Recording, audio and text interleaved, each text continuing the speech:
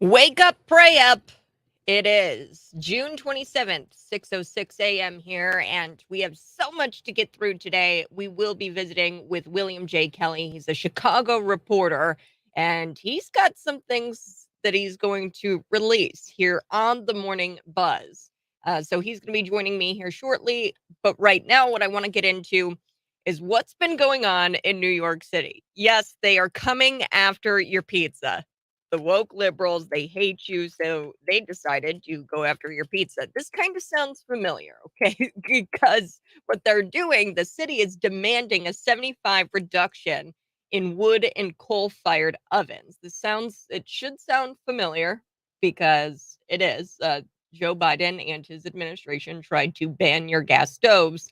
Then they said that they weren't banning your gas stoves, and then they said that they were. So the woke liberals, they're coming after your pizza, and the city is now demanding in New York City a reduction in wood and coal-fired ovens. We're going to get to that. Plus, a NFL star announces he was forced to cancel a charity golf tournament. Sponsors pulled out because guess what? Drumroll, please. It was at a Trump club. That's why they pulled out of this charity event. And this NFL star says, look, they can't even put aside their egos for benefiting the children. So we're going to talk about that. And then a little bit later, CNN, Don Lemon, remember he got booted from the network back in April after his continuing controversies. I mean, they were just so much that the CEO, Chris Licht, he couldn't do anything. Like, there was just nothing we could do to keep Don Lemon on. And now Don Lemon is talking about his firing. And what he's saying about it is actually pretty funny. We are also going to be talking a lot about Russia today. So yesterday, I helped try to unpack what was going on as far as this coup d'etat. It was a lame attempt at a coup d'etat. If I've ever seen one, it was super lame. It's because, folks, they were all in on it. And that $6.2 billion that was an accounting error probably went to Prigozhin here. And he took that $6.2 billion to go do a coup, right? Zelensky, the CIA, they approached him and they said, hey, go do a coup and try to overthrow Putin. That was not going to happen ever. And what wound up happening, I mean, this is incredible. We have a camp, essentially, that was built in 2 weeks to house, guess how many exactly 8,000 soldiers in Belarus. That's where they're going. That's where they're at now. And then it's in Kiev, this new camp for these soldiers in Prigozhin's army, the Wagner group, right? That's where they're going to wind up going, Kiev. And I'm just saying, in the next couple of days, if Kiev is attacked, this was all planned, and Putin is playing 4D chess, and Joe Biden, Zelensky, they're playing checkers, folks. So we're going to get to all of that here on the Morning Buzz. And then we will be visiting with William J. Kelly here shortly. But first, let's get into it. These wood fire ovens and these coal-fired ovens in New York City. So if history repeats itself here, folks, we know what's going to happen. We're going to read about this New York City coming after your wood and coal-fired ovens to make pizza. And then a couple days from now, we're going to have these independent fact checkers come out. Most likely, it's going to be the White House or like some sort of the state of New York is going to come out as an independent fact checker, of course, and they're going to say that it's misleading. Then a few months from now, down the road, when they think you're not paying attention, they're going to announce that, yes, it is true. We are coming for the wood and coal-fired ovens. We're in phase 1 right now of this dance. We're in phase 1 where we're just hearing about it, and we're waiting for the independent fact checkers to go ahead and say that it's misleading. So a New York Post article on the New York City rules, where they are cracking down on coal and wood fire pizzerias, demanding that they cut carbon emissions by 75%. So pizzerias with ovens made before 2016, they're going to be forced to buy these expensive emission control devices, while attempting to operate in one of the most expensive cities in America to run a business. In the state of Illinois, we've got things right now where they are trying to demand at a state level that you use union labor. They've got legislation out there that's expected to pass, right? Because there's a super majority in the state of Illinois of Democrats. That makes doing business, that makes doing developments, that makes it so much harder, right? You have to, and then they take it a step further. You will be issued a fine if you, like just a regular Joe, say you hire a handyman and this handyman isn't union, you're going to be issued fines for $500 if you don't hire a handyman that's union labor. I'll get into that here a little bit later, but here with this New York story, you have to get a very expensive emission control device to try to operate. And look, it's one of the most expensive cities in America. You get it. You live in the state of Illinois. Uh, some restaurants might be able to get a waiver. This is part of this legislation. You can get a waiver to try to prove financial hardship. Being a small business in New York City, I guess, doesn't count on its own. But this is an unfunded mandate. We know what this is like here in the state of Illinois, and it's going to cost us a fortune, not to mention ruining the taste of pizza, totally destroying the product. I used to work at a pizzeria a little bit, tossing pizza dough. It's a science, folks. Cooking a good pizza, that is a science. And if you mess around with the temperature of the oven, you're going to get a different taste. And when you cook with wood, it functions as an ingredient. I like to smoke, right? I like to smoke meat, and wood just adds to the flavor. Same with pizza. So, in a statement, we've got New York City here, and the New York City Ted Timbers. He says that this is a quote, common sense rule that was developed with restaurant groups and whatever the hell environmental justice groups are. Yes. So they got together with the restaurant groups. Then they got together with the environmental justice groups. And they said, hey, this is a bipartisan. We're all in agreement. You're the weird one for not wanting uh, all electric ovens to cook your pizza in. You may remember earlier this year how the Biden administration was going after the gas stoves, right? The gas stove ban. Then the media, they were like, that's all fake news. And then they came out and said that that was exactly what Joe Biden was doing. So they said it was fake news. But then a few months later, when you weren't paying attention, they came out and they said, oh, yeah, actually, that is true.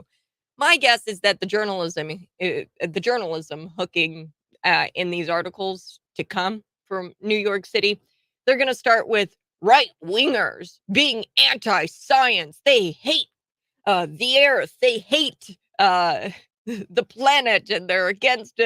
They don't believe in climate change, right? That's what these hooks are going to read here, and then they're going to say, and I know that this is what it's going to say. It's going to say only affects about 100 restaurants. That's what they'll say about New York City. Yeah, for now, until California or Illinois, here, the Chicago, right? They're going to try to one up New York City. And then pretty soon, it's going to become a national problem where we have states all across the nation banning wood and coal fired stoves, ovens.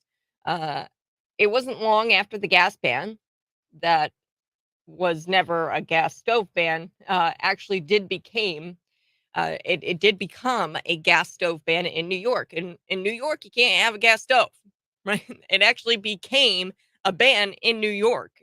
There was a gas ban, gas stove ban. Then it was never supposed to like be implemented, but then it actually became a ban in the state of New York.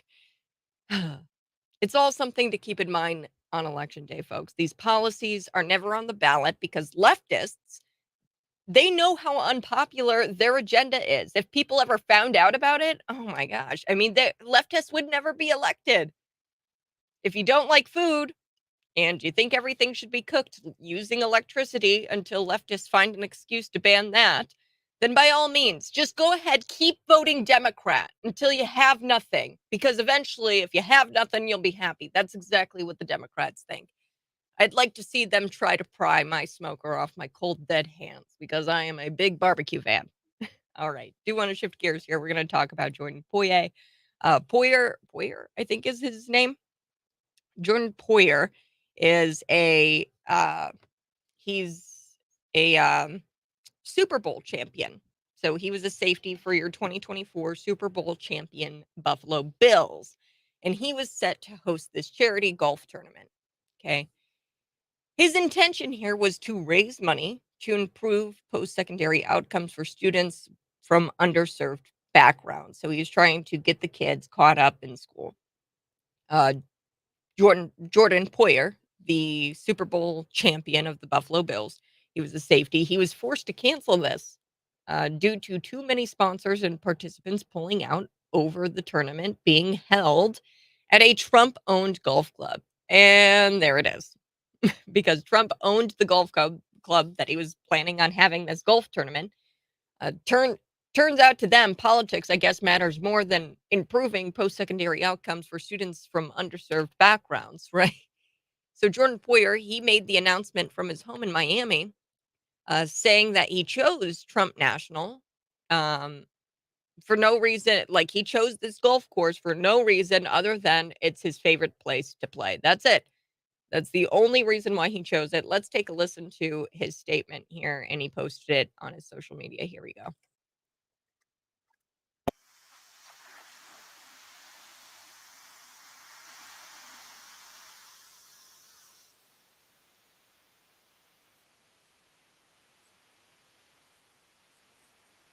10th of July. I will have to cancel. Really excited for this tournament. It was going to be at one of my favorite courses, the Blue Monster at Trump National in Doral. Um, Unfortunately, there have been numerous amount of teams from up north that have pulled out of the tournament. Not just pulled out of the tournament, but also um, wrote emails to a big sponsor that was going to help sponsor my tournament, and that company now. It's unfortunate that they have pulled out and decided that they don't want to take part in in my tournament, in which they took part in last year, because of where it's at the Trump National Indoor Owl. One of my favorite courses, like I said, in South Florida. Beautiful course, beautiful facility. Um, I hoped we could kind of get past that, and I thought that we did. Um, it seems that we haven't, and it seems that this is even just the way America is right now. So there you have it. There's Jordan talking about how all of these people pulled out of this charity event that he was hosting at the Trump National venue in South Florida. And it almost came to an immediate halt as soon as it was announced in early June. So we have the ECMC Foundation. What is that? It's the Educational Credit Management Corporation in the United States. It's a nonprofit and it's based in Minnesota. And they issued a statement to a local paper there, and they said that the EMC or this ECMC Foundation was fortunate to be a beneficiary of Jordan Poyer's golf tournament in Florida. Although the foundation was not a sponsor, we have had an excellent partnership with Jordan, and we will respect his decision to cancel his tournament. We hope he will consider supporting us in future events. So he gets out there. The ECMC, they were pretty much bullying Jordan to cancel this. And at the end of the day, Poyer said, look, people can't put aside their egos, their politics. They can't put it aside in order to raise money for a charity, even though Trump himself had nothing to do with the event. It was just a location that had his name on a building. It was just too much for some people. And I like what he has to say here. He says, I'm not naive. I understand where the ECMC is on the political spectrum, where New York is on the political spectrum. Do I agree with a lot of it? No, I don't. I'm sorry, but I don't. I say the quiet part out loud, and some of you don't like that. My bad. I still went and put my ego aside, and I went to go get help from those people. From these people who lie on a different political spectrum than I do. So one of the quiet parts that he said out loud in the past, Poyer, right? He said that he wished he played in a state that didn't take 50% of his money. Yeah. So, I mean, Poyer by no means, I don't think, is a Democrat, but he was willing to put his feelings aside, his political leanings aside, and do something that was good for the kids. This goes to show you how fueled by hatred the left is and what big weaklings people in the middle are. I'm sorry, but the people in the middle were probably the first ones to pull out. Libertarians, moderates. It's a charity. It's a fundraiser. Poyer was looking to raise money to help those less fortunate than he.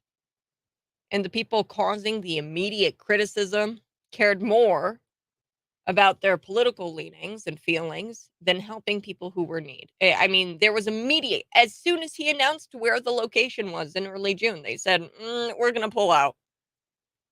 Why? Because some people were chirping on Twitter. Some people on Twitter were mad at you. I would love to find out what players pulled out and what sponsors pulled out, because they definitely need the Bud Light treatment. We need to stop visiting these people. Good morning. This is William J. Kelly. He's joining me here to talk about a few things he's got going in Chicago. He's a Chicago reporter. You guys can see him live in studio. I'm on YouTube and on Facebook. William, how are you doing today? Wonderful, Kat. Thank you for having me. All right. So fill me in. What's going on in Chicago? You had a couple of reports that you're working on. Well, in my most recent report, you can see the video actually at William J. Kelly on Twitter, is of a migrant hotel that is in downtown Chicago, right off the Magnificent Mile, right? And I went there to ask the migrants about a bill that is on Governor J.B. Pritzker's desk right now that would allow migrants to become police officers.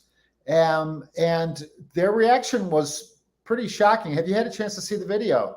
No, I haven't. Let me go check it out. It's on Twitter right now, right? Yes, at William J. Kelly on Twitter, and obviously reporterwilliamjkelly.com. There's, this is a very alarming bill. I think that, we've seen the way the Democrats want to, I guess you could say the one party's governor and mayor and House and Senate in Illinois wants to defund the police, but yet they seem to be happy to fund non-citizen police. This is alarming. It's alarming a lot of people. I will say this, as I'm sure you do too. I get calls in the middle of the night, all day and all night from regular citizens, business owners, and many police officers, believe it or not, from different departments, even in Chicagoland, not just Chicago, but Blue Island and other, Oak Lawn, Illinois, Willowbrook, where there was just a Juneteenth mass shooting. I think 28 people were shot, if you recall. Just another typical one-day story, right, out of Chicagoland. And the people that I'm talking to, including Black and brown people, right, they are saying that the idea of migrant police officers is something that not only does not make them feel safer, it makes them feel unsafe. Right.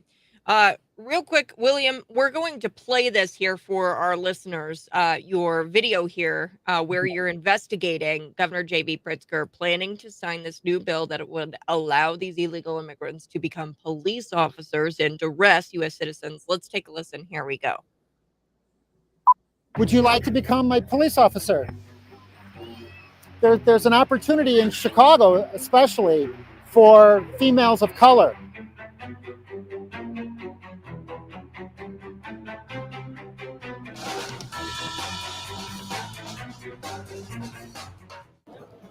I'm reporter William J. Kelly in Chicago. Illinois Governor J.B. Pritzker is about to sign a new bill allowing migrants to become police officers.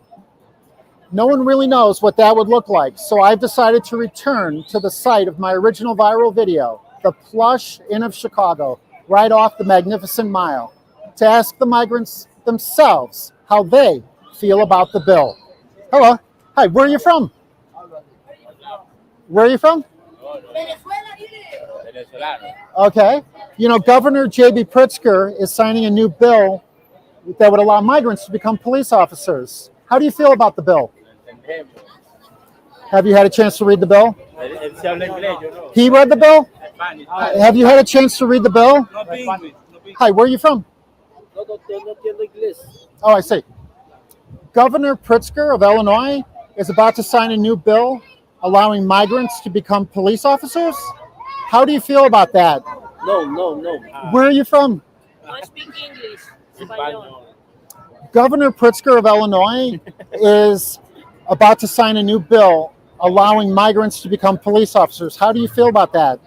Sorry, no, I speak English. Where are you from? Do you speak English? Hello. How are you guys doing? Hey, welcome. Where are you guys from? Venezuela. Ah, you know, Governor Pritzker is signing a new bill allowing migrants to become police officers. How do you feel about the legislation? I speak English. Would you like to become a police officer? There's All right. Well, William J. Kelly is a Chicago reporter joining me here on the Morning Buzz to react to this video. I mean, a lot of them just couldn't speak English. And by the way, in Chicago, there is no requirement that a police officer speaks English. So, some people might be shaking their heads and saying this is absurd. Well, I remember Governor Pritzker saying it was going to take 2 weeks to flatten the curve, and right before he shut down our state, schools, churches, businesses, and drove children to suicide. So, I mean, you tell me what's absurd. Right, exactly. That's absurd. And it's nothing that this state can do at this point will shock me. These people don't even speak English. Could you imagine what is going to happen when they pull over somebody, a cop, right? An illegal immigrant pulls over somebody who speaks English in this state, and that's a majority of people here in the state of Illinois are English speaking. That's just a fact. And they pull them over and they can't communicate with them. I mean, that's dangerous for not only the individual being pulled over, but for the migrant. Could you imagine pulling somebody over in Chicago and then them not being able to communicate with the person that they just pulled over? And they'd be shot. They could get shot. Yeah. I mean, I see that there's no two ways about it. There are a tremendous number of bad things that could happen. And the problem with our incompetent and or corrupt leaders in the state of Illinois is they don't seem to think these things through. They just, they just seem to say, this is something that I believe would be the politically correct thing to do. And then they just they just pass it, and they don't seem to care about all of the negative outcomes that affect everyday citizens. So if this is a bill that is already on Governor Pritzker's desk, this is not some idea that some refugee group or activist or community activist is floating. No, this has already passed the Illinois House and the Illinois Senate, and this bill is on Governor Pritzker's desk. Mm-hmm. And I like what someone says here in the comments. The name of the job is titled law enforcement. The illegal immigrants broke the law already by being here. This makes no sense. That's the other thing that upsets a lot of police officers who contact me, and they're very upset by this, by the way, the rank and file. They say, well, it's very odd how there are some laws that they want to enforce, and then some laws that they just completely ignore. And there's a huge double standard, not only for migrants, but for just the average citizen. when you think of the things that I see happening right there on Michigan Avenue now, if I tried to do those things, if I just parked my car in the middle of the street and had a picnic for an afternoon, I guarantee you, I would be towed and ticketed and probably dragged to a jail cell. But yet migrants are literally having just these parking lot just turning downtown Chicago streets into their picnic benches, and it's something that I never would have thought that I would have seen in my lifetime, Kat.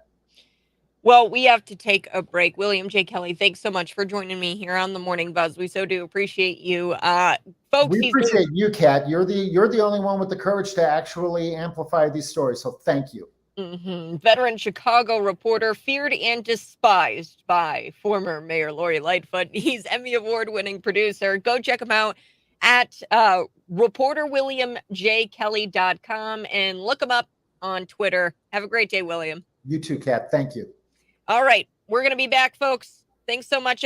We've got so much to get to, including Don Lemon coming out and saying, the truth behind why he was fired. That's next.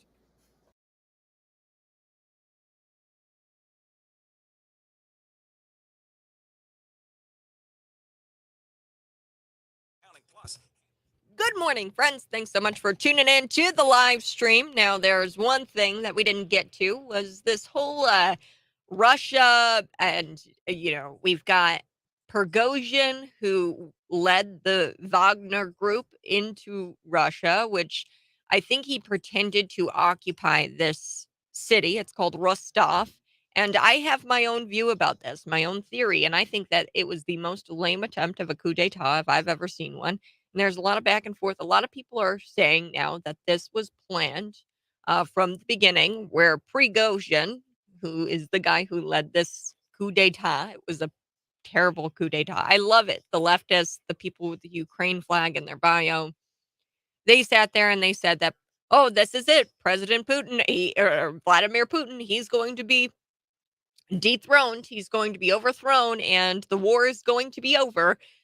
Okay, and that did not happen at all. And now, this morning, I'm trying to find out where these guys are, the Wagner group and Prigozhin. And I think, I know they're in Belarus, but I think they're going to go up to Kiev. Here's why I think they're going to go up to Kiev. There is a recent building out of this, it's almost like a military camp, I guess, a base, right? It's a base where 8,000 troops can be housed, fed, watered, right? 8,000 of them. You want to know how strong the Wagner group is? It's about 8,000 soldiers. And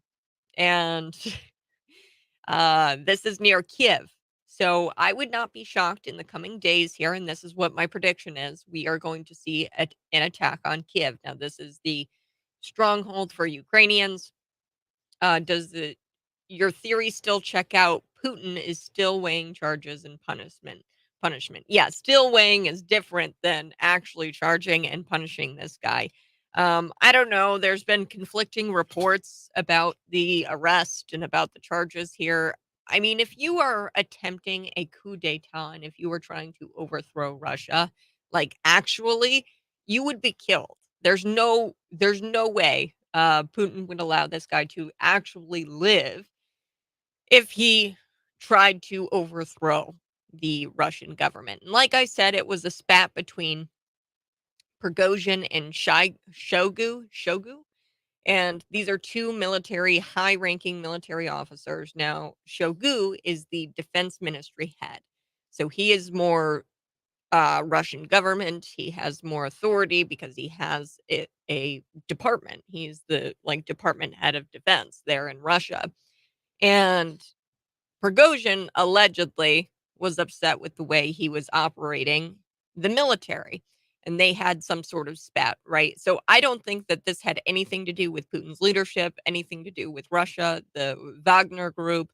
Now, Putin is out there saying, Putin plays 4D chess. I don't even know. Like, you have to completely take what Putin says with a grain of salt because he plays 4D chess and what he says isn't necessarily what is going on. Okay. So he says that this was a military coup and, that, he has to charge these people and arrest these people and that he's still weighing this because he can't let on that they totally played Ukraine, and I think the United States CIA. We probably got a hold of this video of Prigozhin and Shogu battling it out, fighting it out.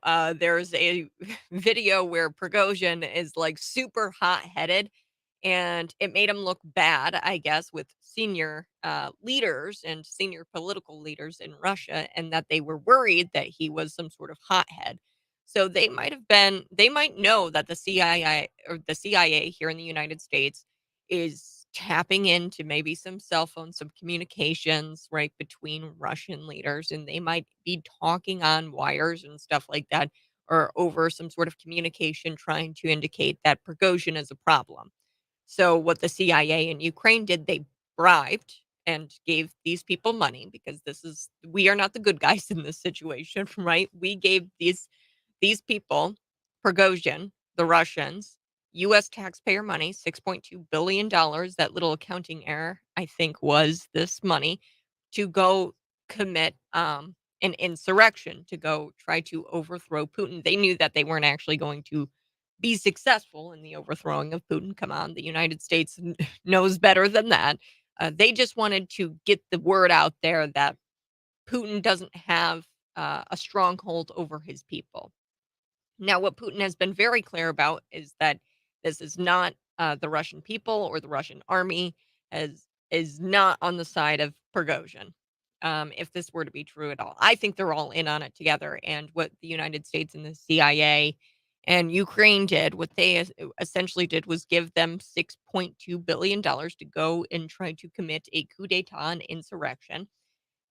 And when they got there, right, to Moscow, they never made it to Moscow. But they tried to, uh, say that they were attempting this coup d'etat. They pocketed the money and they didn't complete the coup d'etat. They barely tried to overthrow Putin. They just kind of made it look like it a bit so that way they could pocket the money. I think we're being played. The United States is being played by Russia because I think Prigozhin, Putin, Shogu, at the end of the day, they're all a bunch of nationalists who would die before letting Russia fall to Ukraine in any kind of way or letting Russia not even save face, right? So I think that this is all a play on the CIA and Ukraine, and this is a big part of it. In Kiev, there is a military base that houses 8,000 soldiers. I think that's where they're headed. I think they're in Belarus right now.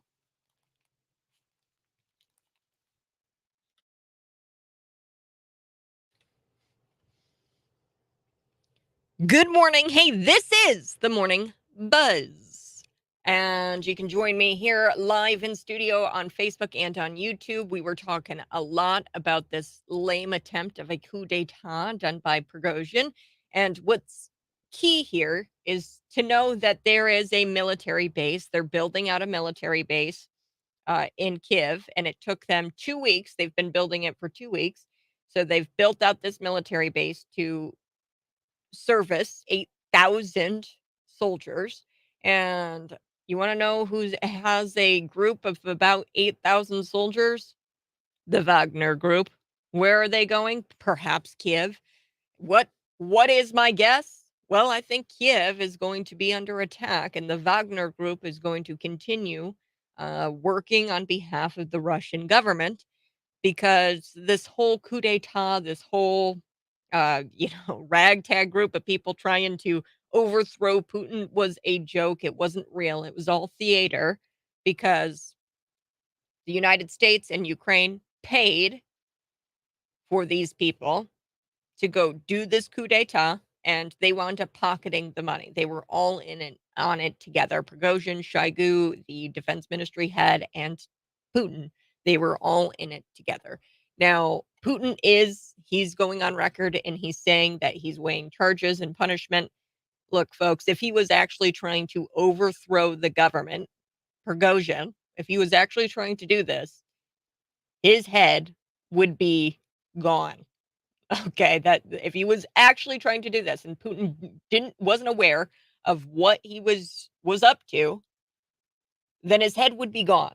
There's no way Putin would allow him to live. Okay, that's just the way Putin operates. He's playing 40 chess. We're duping the United States and Ukraine right now, and they're actually pocketing the money that they promised this ragtag group of this Wagner group. They're pocketing that money they gave them to go and try to do a coup d'etat or try to overthrow Putin. And there was no attempt, a serious attempt, at overthrowing that government at all. In fact, I think they're all working together and they're duping the CIA. I bet they're even filling up their communications. Perhaps we have members there listening to communications, intelligence, gathering intelligence. I would not be shocked if they're trying to throw us off the scent, right? The United States, Ukraine, if they're throwing us off the scent here and they're trying to create this stir between Prigozhin and Shoigu.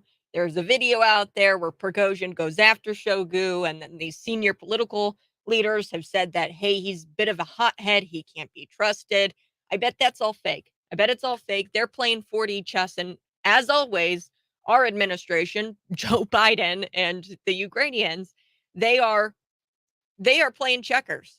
They're playing checkers and they're using your money to do it. They're not even on the same playing field. All right. We do want to switch gears here. I was talking a little bit about this golf tournament.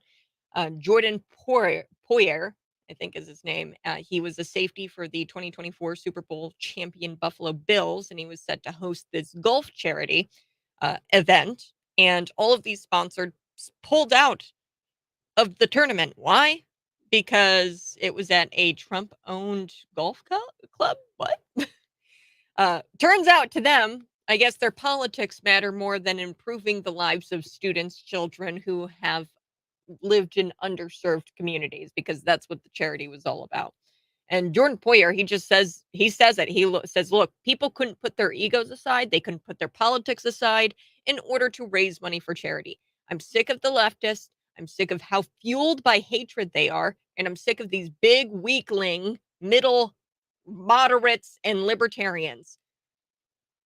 All right. I do want to switch gears. Let's talk about Don Lemon getting booted from the network in early April, CNN. I know somebody texted and they go, Don who? Yeah, I know. We forgot about him. I missed him. I actually do miss Don Lemon. So Don Lemon is talking about his firing. And what he's saying about it is actually really funny. What's the problem, according to him? Well, he talked with a local ABC, ABCD, station, I don't know, Alphabet News. And it was in Memphis, Tennessee, and he was talking with the Memphis chapter of the NAACP. And Lemon said his problem is that he's too truthful. And he's trying to fulfill the promises of the Constitution. Yes, hard to believe, but he had the gold to say it. I've got to take a quick break, but when we come back, we're going to listen to Don Lemon in this interview. It's the first one-on-one since he's left the network. But I'll be back. Then in the 7 o'clock hour, you have this to look forward to. Mike Coolidge joining me. We're going to talk about CNN. Wait a minute. I guess they have this leaked audio of Donald Trump in this classified documents case. They release a tape of Donald Trump admitting on a hot mic to world leaders and journalists in the room, I sold a lot of state secrets. Wait a minute. Something doesn't sound right about this. Mike Coolidge will be joining me to talk about that here in the 7 o'clock hour.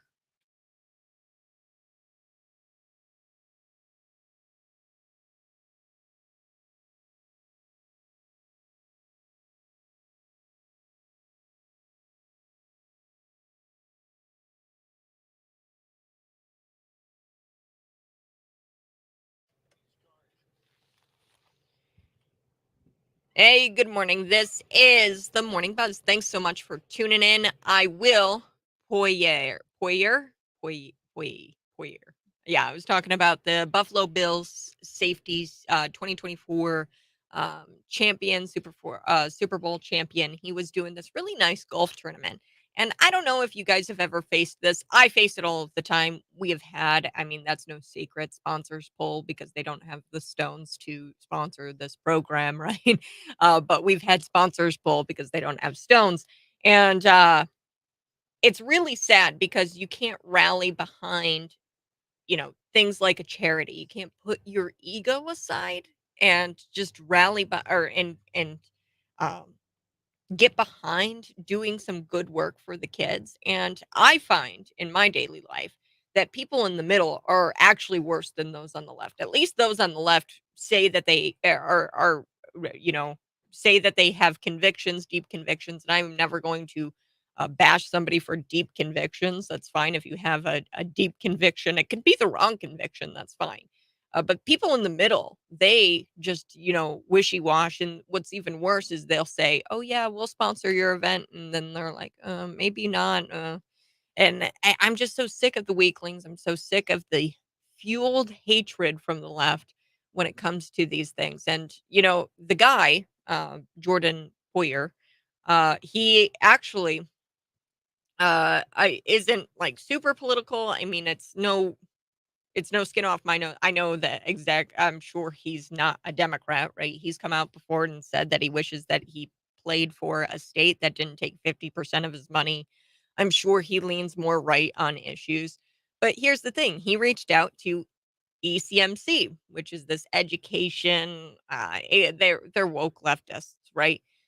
And he reached out to them because they have a charity that works with children in these underserved communities, allegedly, right? And he reached out to them. So he put his political leanings aside, reached out to this nonprofit organization that could help him get this done. And he was able to put his ego aside. He knows their political affiliation. He knows New York's political affiliation. He puts it aside and he gets things done that he wants to do. But unfortunately, people on the left and people in the middle don't want to play by those same rules where, hey, let's put our political feelings aside for the sake of the children. And more so than ever, we're starting to see that play out with these pride parades where grown men are exposing themselves to children in parades. And we can't even agree on that issue where, hey, let's put our political differences aside here and let's just make sure the kids aren't exposed to, oh, I don't know, nudity in public. Right? We can't even agree on that. Um, Let's see. Another hilarious thing is to bring William Cage, another failed politician and self-described media figure. Chicago's version of DPP cities is where loser politicians go to feed their egos. Ezekiel, and I'm curious, what are you doing for your cause? Who are you, Ezekiel? Because I don't know who you are. You aren't willing to show your face. You don't even have a profile picture up. You operate in anonymity, being anonymous, right? Because you are so unconvicted, like you are not, you have no convictions because you don't believe in these leftist agendas. You don't believe that it's right that we start banning coal fire, wood fire stoves. Right? You don't believe in that. You don't believe in bans on gas stoves. That's a bit ridiculous. And nobody actually believes in the leftist agenda, but they all just nod and they say sure, whatever, and they are not deeply convicted by it because it sucks. Okay, so I would have William J. Kelly on my program, David Paul Blumenschein on my program, on Cities 92.9 every single day. You want to know why? Because they're deeply convicted people and they care about others. Okay, I've seen it before. And I only allow people on this program who care about others and have deep convictions. Okay, that's it. It's my show. And look, you cannot like the guest, that's fine. But you say something bad about him again, you're going to get banned. Uh, I'm sorry, but I allow people who have deep convictions on my show, and he's deeply convicted, and he was out there asking questions of these migrants when nobody else was. So, were you out there asking a question of the migrants? Hey, what do you think? Like, what's so bad about William J. Kelly going out and asking people what they think? I think that you're jealous. Most leftists are.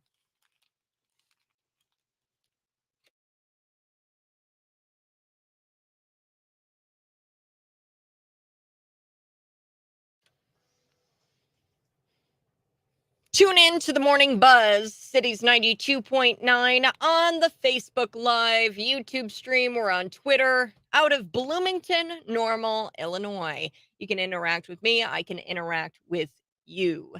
Now, when we took the break, I was talking about Don Lemon. I know you're like, oh, Kat, why? Well, I think this is really funny. This is why. So he was speaking with an NAACP chapter in Memphis, Tennessee, and he sat down for his first one-on-one interview. And yes, it's hard to believe this, but he had the goal to say that his problem, the reason why he was fired, was because he was truthful and he was trying to fulfill the promise of the Constitution. Don't believe me? Here's Don Lemon talking about it right now. Here we go. Let's see here. I'm going to try to play this clip here. Here we go. Let's take a listen. Not going. That's okay. I'm going to try to pull that up. But basically what Don Lemon says here is that, quote, he didn't believe in platforming liars and bigots and insurrectionists and election deniers and putting them on the same footing as people who are telling the truth. So fighting for what's right, people who are abiding by the Constitution. Then he goes on and he says it would be a dereliction of journalistic duty to do those sorts of things. And that is what has gotten me to this point. And that's what's going to carry me forward. So he's saying that he actually was upholding the Constitution. Okay, this is Don Lemon saying he upholds the Constitution. And I think it's incredible. That is not why, you telling the truth, that is not why you were fired from CNN, pal.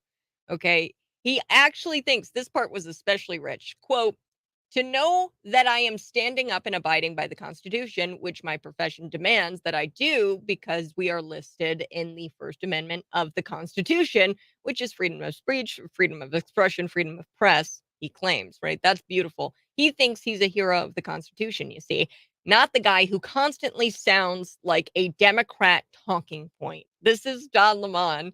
And does he know what network he worked for? He's the guy who was he was upholding the Constitution. By the way, even his former network accused him of inaccuracy in his prior remarks on the firing, right? So he had some remarks about his firing, why he was fired. It's because he was gay, it's because he was black, right? This is why he said that he was fired. And his former network accused him of inaccuracy when he came out and said those things. But Lemon seems to have forgotten the facts surrounding his firing. When he talks about the truth, I guess this includes when he talked about his female colleagues in an inappropriate way. And then also the 57-year-old Lemon publicly having to apologize to referring to Nikki Haley as, quote, not being in her prime. The network made him take training on that. And then he called his own comments, quote, inartful and irrelevant in his apology. However, he never really truly apologized to Nikki Haley in his effort to try to clean up his actions.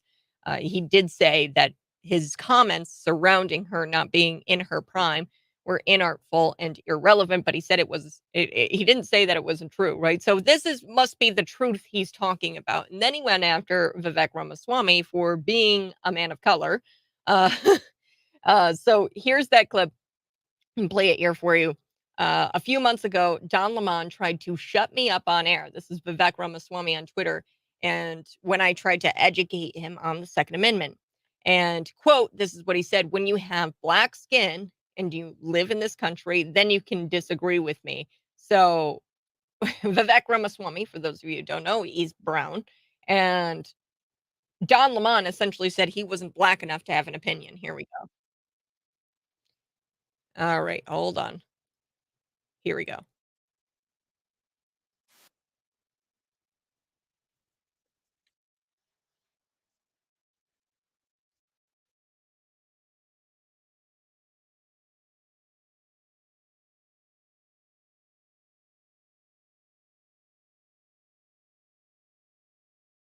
What's right.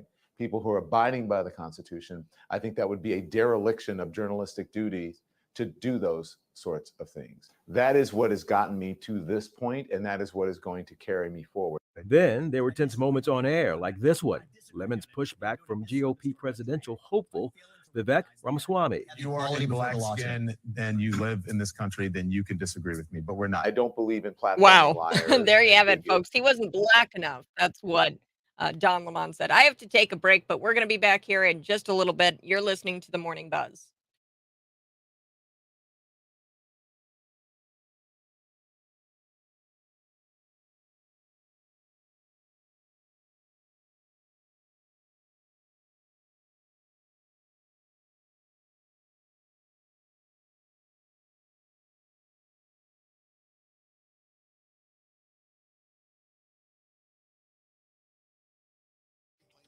Hey, good morning. This is The Morning Buzz. Thanks so much for joining me. Pretty big stretch. This is what we've got here. Pretty big stretch. It's just fun to make stuff up and see these cucks not push back.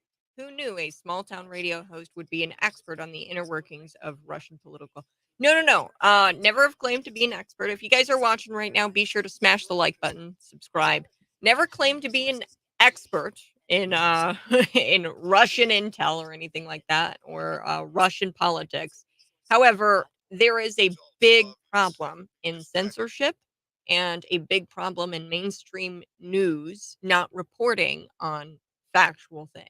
Okay, and you just don't know. A lot of people don't know where to get their information from nowadays. So we are in what I call info wars, where we're constantly finding information that is clashing with each other. And the reason why I do this is because, unfortunately, the mainstream media, and we know this from the submarine story, lies to you constantly.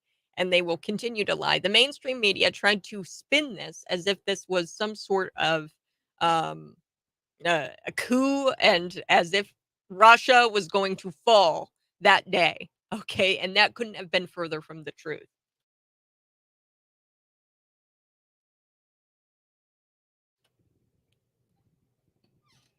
Good morning, folks. Hey, this is The Morning Buzz. We're going to be back. I want to talk with Mike Coolidge about some audio I guess CNN has obtained. It doesn't sound exactly right. We're going to get to it here. CNN releases a tape of Donald Trump admitting on a hot mic to world leaders and journalists in the room that, quote, I sold a lot of state secrets. Oh, wait a minute. No. That's not what happened. So we're going to talk about it here next on The Morning Buzz.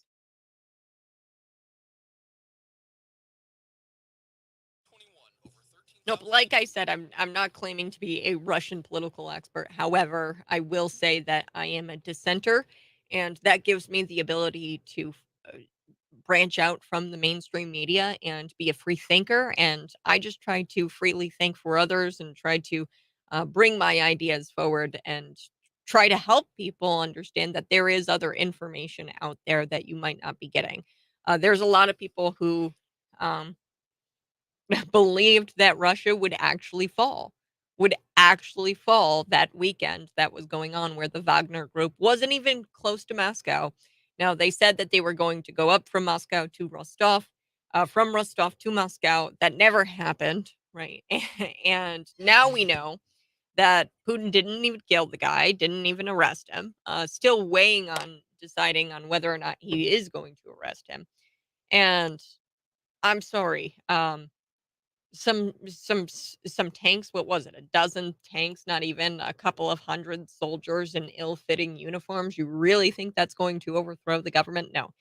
What we wanted, what the United States wanted, and what Ukraine, and they might have been successful in, after paying Prigozhin that $6.2 billion of U.S. taxpayer money, they basically wasted it, folks, because they were all in and on it together, and they pocketed that money. So we basically gave in this Russia-Ukraine conflict, and we claim to be friends of Ukraine, right? And we're all pro-Ukraine.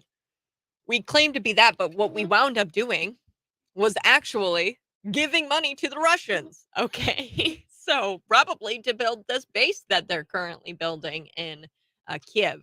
So that's a ragtag group of army of mercenaries could take on the world third largest army in the world. Yeah, I like that. The mad chatter here on the Morning Buzz. Yeah, I think it was like literally a couple of dozen tanks, maybe some trucks, and these soldiers. There's videos out there, and people don't get to see these videos. That's what I'm trying to say, is that the mainstream will sit there and try to report that this was an actual attempt at a coup d'etat. And if you don't do your own research and if you don't do your own digging, then you're going to find yourself in big trouble believing what the mainstream says. We saw what happened with the submarine, right? These guys, Sunday, the submarine imploded. On Sunday, they were dead on Sunday. We knew this, the United States Navy. Joe Biden knew this because he is the commander in chief. So, therefore, the leader of the United States Army or United States Navy. And the Navy knew this. So, the mainstream prolonged that story all the way to Thursday, tried to say that it imploded on Thursday. Not true. They tried to say that they were knocking. How could that have happened if they died? Right, on Sunday, there was no knocking, right? They weren't knocking on the submarine. They didn't have oxygen left. They were doing things like oxygen countdowns. It was such a lie. And that's what I'm trying to say.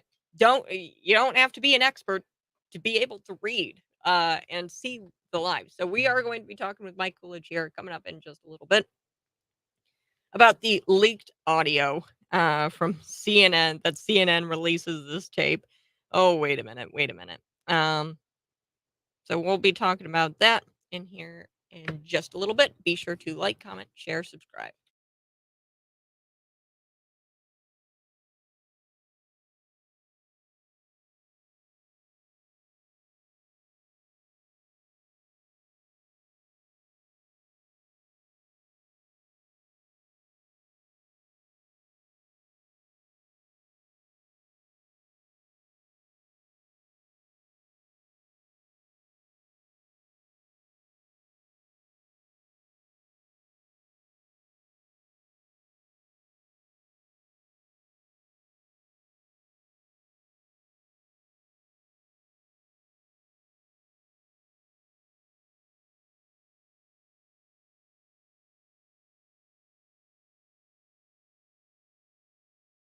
The last 2 years since I first raised this idea.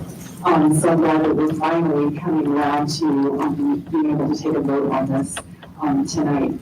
Serena Fish, a member of the Public Safety and Community Relations Board,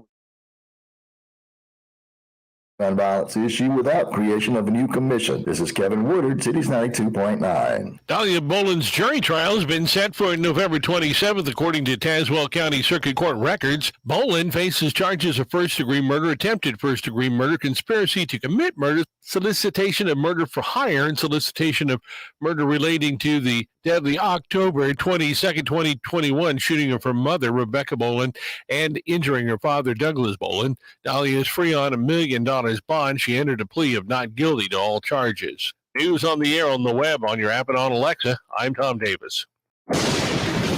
Here's the Bloomington Normal Forecast on Cities 92.9. I'm staff meteorologist John Weatherby. Widespread haze today. Partly sunny. North winds gusting to 20, high of 85. Widespread haze this evening, otherwise partly cloudy, low 60. Tomorrow mostly sunny. A 30% chance of showers, high of 87. The weather is being brought to you by Brad Worth from Country Financial. You need coverage that's affordable. Check. Sounds good. Get your with me.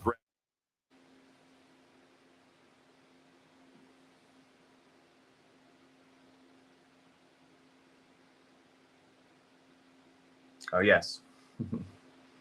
Check.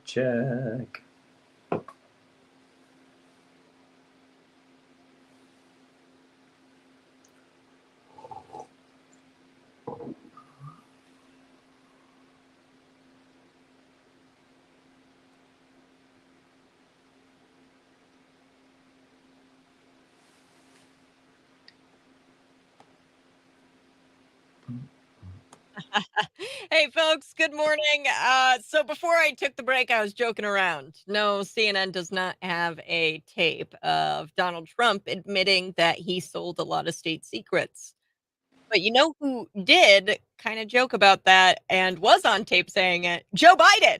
Joe Biden, he gets out there and he says, yeah, I've sold a lot of state secrets amid all of these Ukrainian bribery scandals that he's going through right now. I think I don't know what we're at, like $10 million.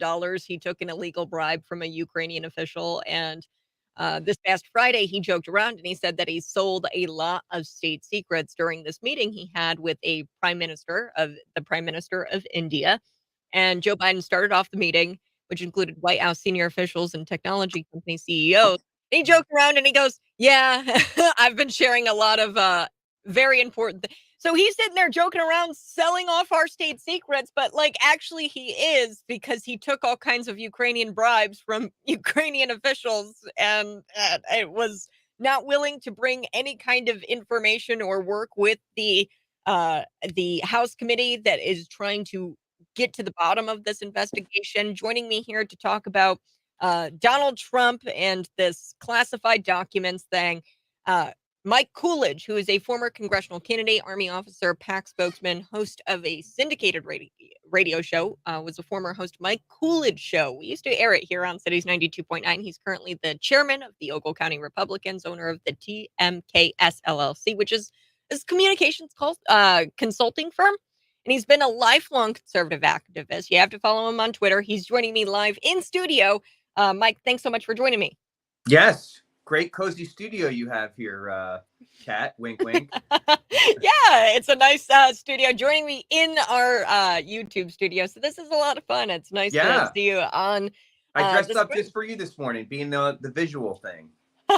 Yeah, you can see I wear sweatshirts and like sweatpants into studio. I just have never been the media person, the weather girl, right? Where she's like, and if you look behind me, Susan, you can see that it's raining. It's like, it stopped being inauthentic. I just wish, and I think that it's going to change with Tucker Carlson. Maybe we'll get into that a little bit. Him going to Twitter. I think that media just in general is going to change and it's going to become more authentic.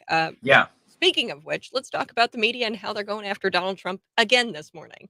Yeah, it's I consumed some of the coverage of this audio tape, and of course it is so completely double standardy, for lack of a better phrase, about how nobody who has their hair on fire over this Trump audio seems to pay even the most smidgen of attention to the WhatsApp messages that imply that Joe Biden was in the room with Hunter Biden while he's trying to get money from these overseas oligarchs. And that is something that an impeachment trial would talk about and, have witnesses for, which is, I think, what should absolutely happen with Joe Biden. That should be the big story. No, we're talking about this audio. Now, I heard the audio. I don't know if you played it. And I know the person in the room, actually, too. She's a friend of mine. I think they haven't named who it is, but I can tell by her voice who it is. She's the spokesman for President Trump. She used to come on my show regularly. And I'm sure she's been asked about this and has given, behind the scenes testimony about, what were on these documents that he was showing to this person in the room. There's a bunch of things here. Number one, not a lawyer. I'm not speaking here legally, whether something is against the law or not against the law. But I was in the military for 6 years, and he was talking about military possible actions. The military has stuff drawn up for just about every contingency possible right now. There is a military plan, a very in-depth one, for Iran, for China, for North Korea invading South Korea, for unrest in South America. There's all sorts of contingencies set up. And what President Trump was getting at, if you listen to that clip, and I'm sure if you extended it out and listened to the entire context, he's showing that the General Milley character, who was completely working against President Trump while he was actually president, which was completely against going against the oath that he swore to obey the orders of the officers appointed over him, namely the president, who General Milley, the Joint Chief of Staff Chairman, answered to at the time.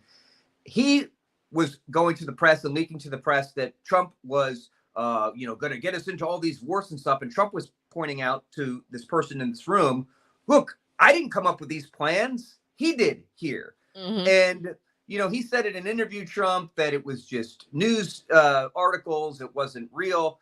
There's no indication that there's the actual hard evidence documents there. We don't know whether it was just news articles or whether it was actually classified material. He does say in the interview, this was secret and it shouldn't be. And then his staffer, who I know, says, oh, then we have a problem, meaning like she was following her instincts. Yeah, this is classified. You shouldn't be showing this, President Trump. If that's the case and that law is, broken, then that should come out in court and things should be figured out. But again, we get back to another thing that anyone who can read knows about. Again, you don't need to go to law school to understand the concept of precedents. And a precedent was set when Hillary Clinton wasn't prosecuted for having the server that had tons of classified materials on it. And 4 of them we know for sure on. And the FBI at the time said, yeah, we know it's there. Yeah, we know it's against the law, but no reasonable prosecutor would do it. No, the James Comey character, if you remember him. They were stopping that from going forward and prosecuting Hillary Clinton because they thought she was going to win the 2016 election. Yeah. And they didn't want to, bust their boss. But in doing so, they set a precedent. We know that this is against the law that she did, but we're not going to prosecute it. Well, now they are with Trump. And I really, really think this is not going to result in any sort of conviction. Again, just speculation. But there's another thing, and I know I'm going on for a while here, Cap, but there's a third part to this, and that is what is the harm? That's another thing that I've been told by friends who are lawyers of mine. The first thing when you say you want to sue someone is there's one word that they immediately say to you is damages, Mike. What damages happened? You can't sue someone unless you can show that damages happened. In a civil case, let's say, for example. Well, him showing a piece of paper to someone like this saying, look at these war plans. Milley had these war plans here and then puts them down. Did this person, take a snapshot of them and say, oh, I'm going to call up the Iran embassy right now and say that Trump was going to go to war with you? No damage was done here. Well, then even further, if they wanted to go after him with what I think is the Espionage Act, they're saying that he violated the Espionage Act. You have to even go further, and not only prove that there was harm, that he intended harm by showing those documents. I think that at the end of the day, right, he stopped what sounds like a war breaking out. I don't know. I mean, it seems like he got these plans, Iran, Iraq, whatever. And he was like, hey, you know what? I don't think that we should be doing this. Let's stop this. And yeah, there are a lot of high-ranking military officers who are hell-bent on going to wars. Surprise, surprise. Yes. Yeah. And it sounds like he stopped something by, bringing it forward to people's attention and saying, hey, these war plans are something that we shouldn't be doing. They were drafting up these war plans trying to get us to go into war. And Trump said no. That's, if anything, that sounds like he was preventing harm. Right. And he said that in his speech recently, blessed be the peacemakers, that's what the point here. And people always just like I watched this, and forgive me for doing this, but I watched a clip of Rachel Maddow going off, and if you can get through it for 10 minutes with all of her little facial expressions and wow, you think, and all these silly phrases, her focus the entire time is on, wow, they really got Trump this time, not the point he was making, which, yeah, exactly. Let's see, if you were to choose between us going to war, an entire new country we're going to attack, and the president saying, hold off there, generals, pump the brakes a little. We're not doing that. And him revealing this to somebody who's writing a book or whatever, that the generals lied about that and said Trump was trying to get us off to war. I think that's relevant. Yeah. Yeah. And they're going after him on all kinds of things like the obstruction of justice, right? Where, he wasn't cooperating or things like that. And they claim that they have all this evidence that he obstructed justice. But all I can see is that he was communicating with his own attorneys. about what to do with the documents. And, he was talking, and that's under attorney-client privilege. So you can't go after Donald for that. It is. And then that, again, gets to because what he's being prosecuted for, as I understand it, is just having the documents, not distributing them, not talking about them, not even what you hear in the interview, is that him simply having the documents. That's what the indictment says. It talks specifically about having these documents, that is against the law. That gets to a whole other thing too, and that is and this might be, after the horse is out of the barn, fine. This will be, adjudicated in court. But the overclassification of absolutely everything in the United States. There are very few military people that I've seen in the interviews about this talking. Well, yeah, there's a military plan for us to go into Iran. Like, that shouldn't be a surprise to anyone. Like I said, there are contingencies for everything. That's what the military does. I just went to a retirement ceremony for a colonel friend of mine in Arizona whose job it was for years was to come up with plans for attacking countries or defending the United States or whatever. Plans. That's what the military does. Yeah. And what do you think they do all day? Yeah, exactly. And trust me, there are a lot of people who may be a little bit top heavy in the military who that's all they do. What about Antarctica? Are they a threat? Let's spend eight weeks working up a plan for that. Like, there's all sorts of things like that. And Trump saying that to a person, making that point, in and of itself isn't the quote unquote crime here. Him physically having the documents is what he's being indicted for. And that might get back to the whole, well, if he has them, they're not classified. Even if he didn't go Records Act. He didn't go into the Biden White House and pull these from somewhere as an ex-president. He had them when he was president. He brought them to Mar-a-Lago, and he's no longer president.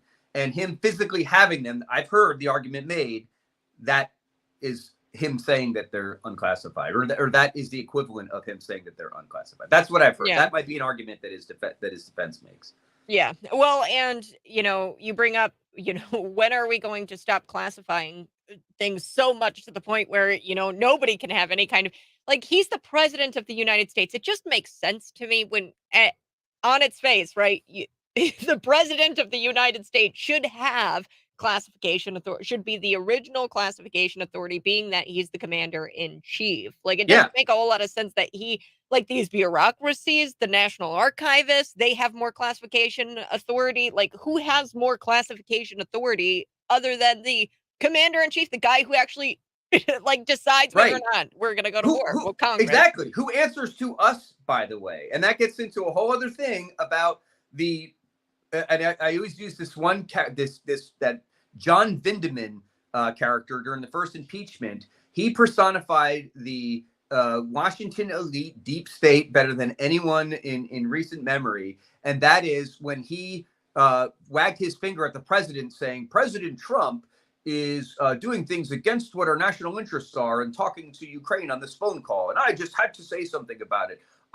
You don't get to say that there, Lieutenant Colonel. The president outranks you by a factor of about 8, and he answers directly to us, the American people. The president does. Yeah. So he gets to decide what the international policy is of the United States via us, who elected him. So you don't override the president. But, Kat, there are so many people in Washington, literally thousands of them, who think that they are in charge of everything. They're unaccountable to anyone. They get to decide what's the law, what's not the law, who we're going to prosecute, who we're not going to prosecute, who we're going to go after, who we're not going to go after. And they are still in power in Washington, D.C. as we speak. And of course, they are all in bed with, some literally with members of the media. I mean that, like, they're married to them, heads of CBS and the head of the FBI, Well, the CIA director, what's his name? I forget the CIA director under Obama, who was literally sleeping with the journalist, and in exchange, the journalist was getting classified documents. So the CIA, and this was going on. Like, he was sleeping with a journalist, and in exchange, he'd give her classified documents, the different stories. That's a whole other thing too, Kat, which is so hilarious. When the Hunter Biden laptop first came out as a news story, you remember the New York Post was the only one who had it, and then you had, speaking of a cabal, outside, the whole tech oligarchs, before Elon Musk owned Twitter, stopped this from being broadcast anywhere. You talk to anyone who wasn't listening to conservative talk radio or watching Fox News at the time, and asked them about the Hunter Biden laptop. They're like, what? Hunter Biden laptop? What are you talking about? There was complete media blackout. And if you listen to people like Leslie Stahl and CBS, who Trump confronted her directly and said, why aren't you guys reporting on this? Well, it's not verified. And, it was taken from a stolen computer. So, I mean, we can't be revealing that sort of thing. All of a sudden, they have ethics about something that happens to be harmful to someone they support, Joe Biden. But a leak comes out that hurts President Trump, a whistleblower in a Trump campaign or something, or the whole thing with his first impeachment. Oh, all bets are off. Yeah, let's reveal it to the world. But they're so possessive of information that hurts their side, and they have the standard that this can't be revealed. Then if they had no double standards, they would have none. I think I said that right. You know what I mean? Well, we have to take a break. Mike Coolidge, thanks so much for joining me here for Patriot Power Plug. Always love it. So much fun. Mike Coolidge is a former congressional candidate, Army officer, spokesman. Folks, go check him out on Twitter. It's Coolidge, KOOLIDGE. So go check him out there. Mike Coolidge, thanks so much. We're going to be back here. And yes, New York City is coming after your pizza. Yes, because liberals and the woke mafia, they hate you and they hate life and they hate pizza because they're terrible. That's next.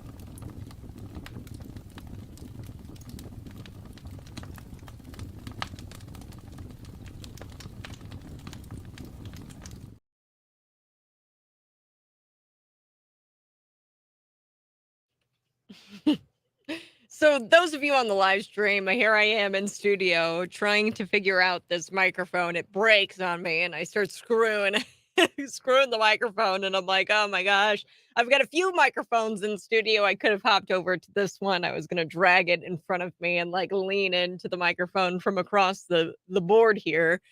Oh, Tuesday mornings, I think, are much worse than Monday mornings, because Monday mornings, everybody just expects you to not be on your A game, and it's totally fine. But on Tuesday, everybody's like, okay, it's Tuesday. You have to be on your A game. And it's like, well, I'm not really on my A game yet. I'm still recovering here from the weekend.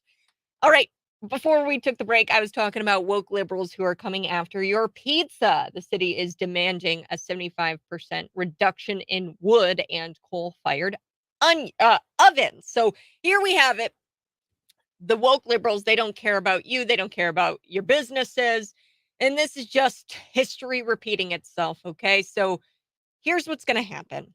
You're going to read about the New York City coming after the wood and coal-fired ovens, okay? 2 days from now, the independent fact checkers, they're going to come out and they're going to say, well, that story's misleading.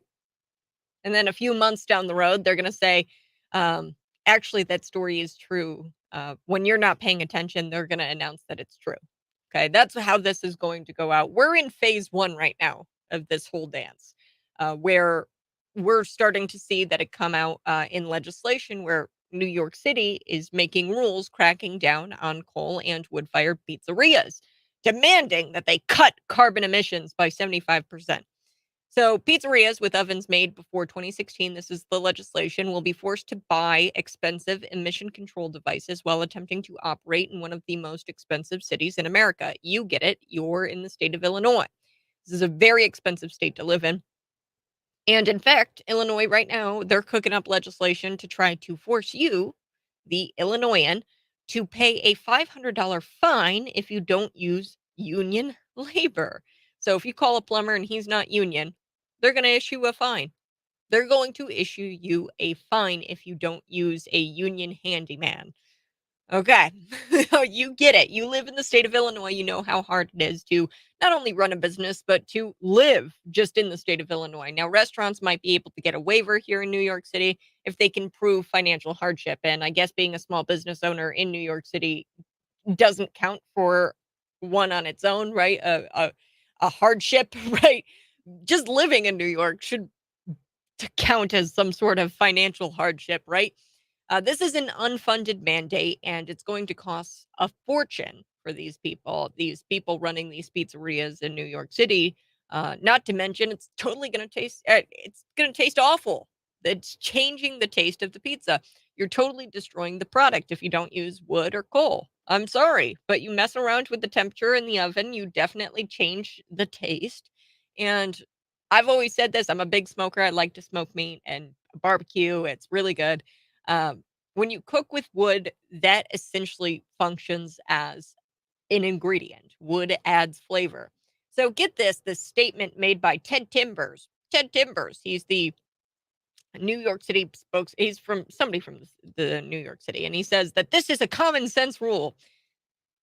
And he says, we were developing this rule with people who own restaurant groups and whatever the hell environmental justice groups are. So environmental justice groups, restaurant groups, they got together and they cooked up this legislation. You remember this earlier in the year where we had the Biden administration saying that they were going to ban gas stoves. The media then reported it as misleading and that it was fake news. After reporting it wasn't, right? They said that it wasn't fake news. Then they said it was fake news. And then months later, it turned out that's exactly what Joe Biden was doing. And, I can see the stories coming out in just a couple of days by these independent fact checkers. They're going to say, well, these right wingers, they're anti-science. And, this legislation, it only affects like 100 restaurants. Yeah, for now, until California or Illinois tries to go and one-up New York City, because that's what they do, folks. These Democrats, they really just try to race to the bottom.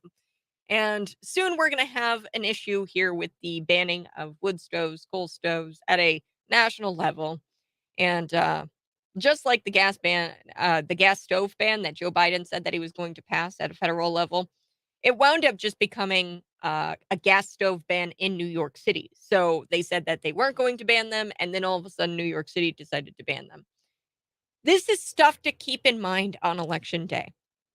Leftists have very unpopular policies that they would never put on the ballot. And we see that happen in the state of Illinois. Dave Kaler trying to put this tax increase on McLean County when it comes to the Bloomington Normal Airport Authority.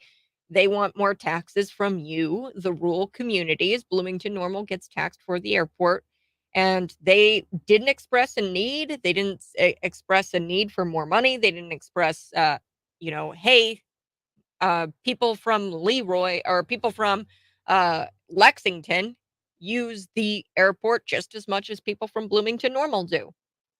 Right? They didn't do any kind of studies to advocate for this tax increase, but they went around Dave Kaler, and by they I mean the Democrats. They went around you and didn't bother bringing it to the ballot and asking you, hey, are you for this tax increase for the Bloomington Normal Airport Authority?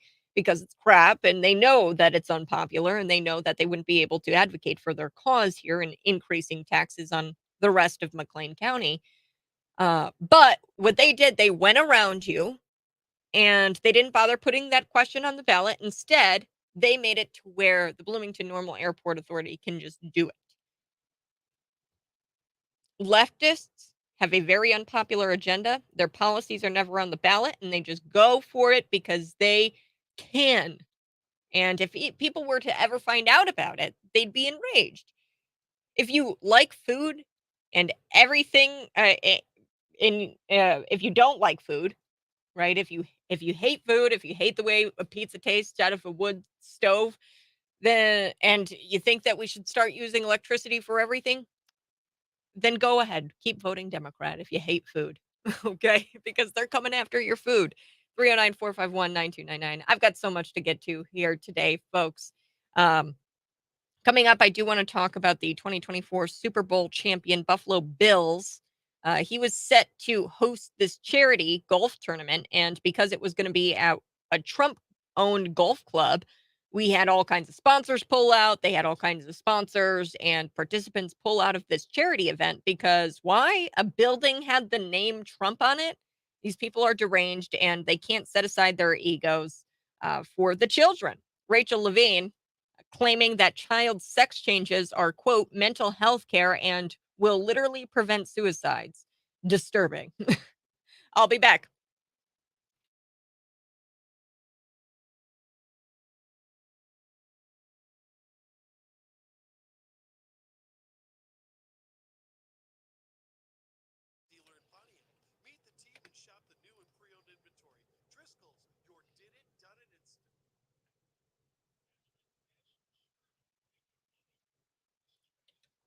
That's interesting. There we are. The airport tax increase has little to do with the airport. They are attempting to fund the East Highway bypass. Interesting. I'll have to look into that, Kevin Lauer. I didn't see this part of the story.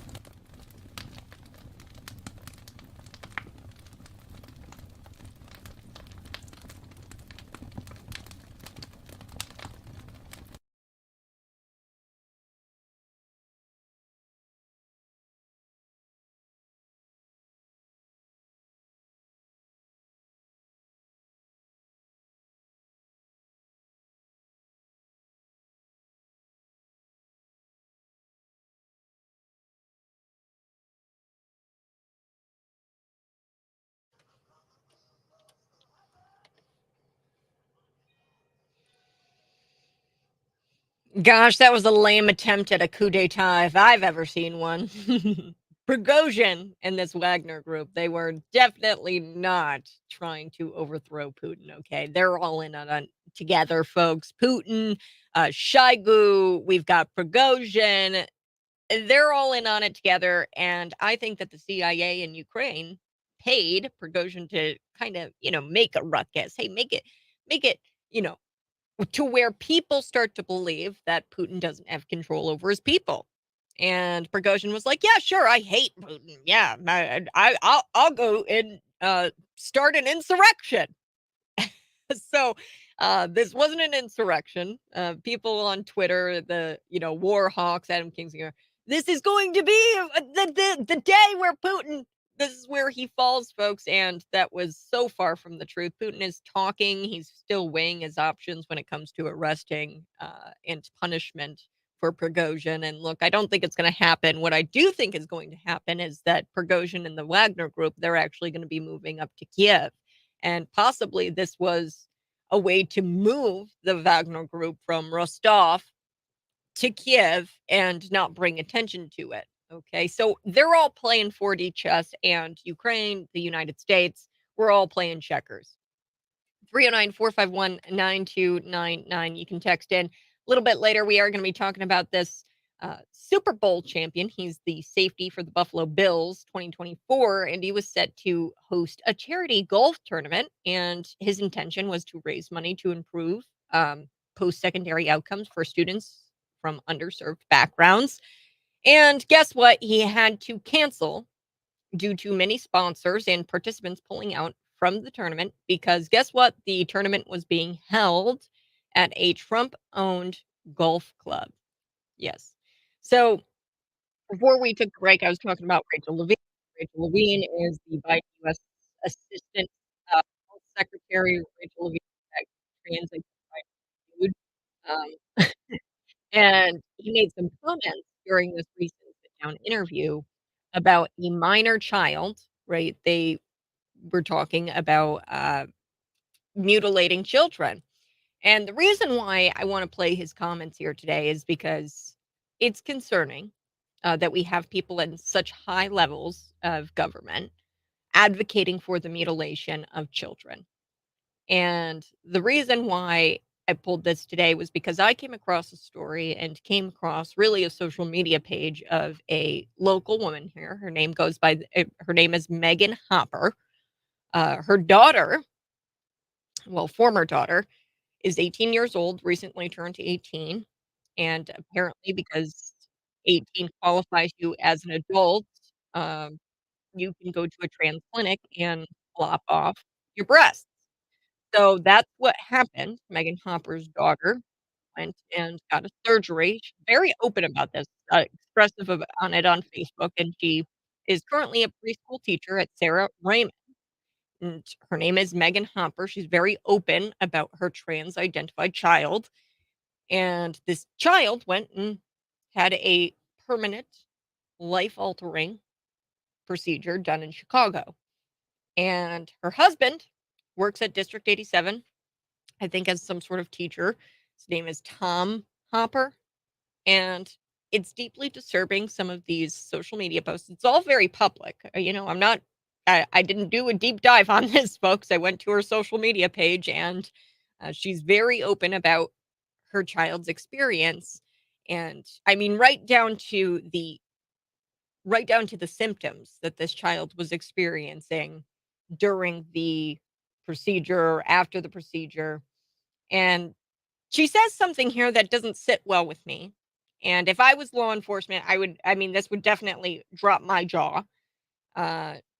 Quote, and I'm paraphrasing here. She says, "I cannot wait to see my new son get into the pool with his shirt off." To me, this is disturbing. I get the procedure, I get the trans identity and stuff like that, but to have an adult say this about a child, I know that this is your child and I get that, but to say that I'm excited to see my child in the pool without a shirt on, boy, girl, it doesn't really matter. I think that's disturbing language to be putting out there. And look, minors should never be allowed to have so-called gender affirming care because they don't understand the long-term effects. Doctors don't even understand the long-term effects of puberty blockers. They're permanent. All they understand is the money. They get the money and they're happy to prescribe all of these. Look, and you need to know this about your District 87 teachers. Is there a District 87 teacher, Tom Hopper? Is he, and what would happen if your kid comes out as trans? What would he do to try to affirm that nonsense? To try to affirm that mental illness? So Rachel Levine getting out there in this interview, very disturbing, and saying that, it's such an important issue for our youths, our adults, and adults. We often say that gender affirming care is healthcare. And then he goes as far as to say gender affirming care is mental health care and gender affirming care is literally suicide prevention. Nowhere do the numbers support that, folks. Post operation, the suicide is still very high. And I've said this multiple times to try to give this to you in context. The suicide that was going on during the Holocaust times, Auschwitz, right? The suicide that was going on there is less than what is happening in the trans community and the people who say that they're transgender post-operation. I'm talking post-operation, after an operation. So, I've got the clip here. Let's take a listen to Rachel Levine, the trans-identified health secretary. Here we go.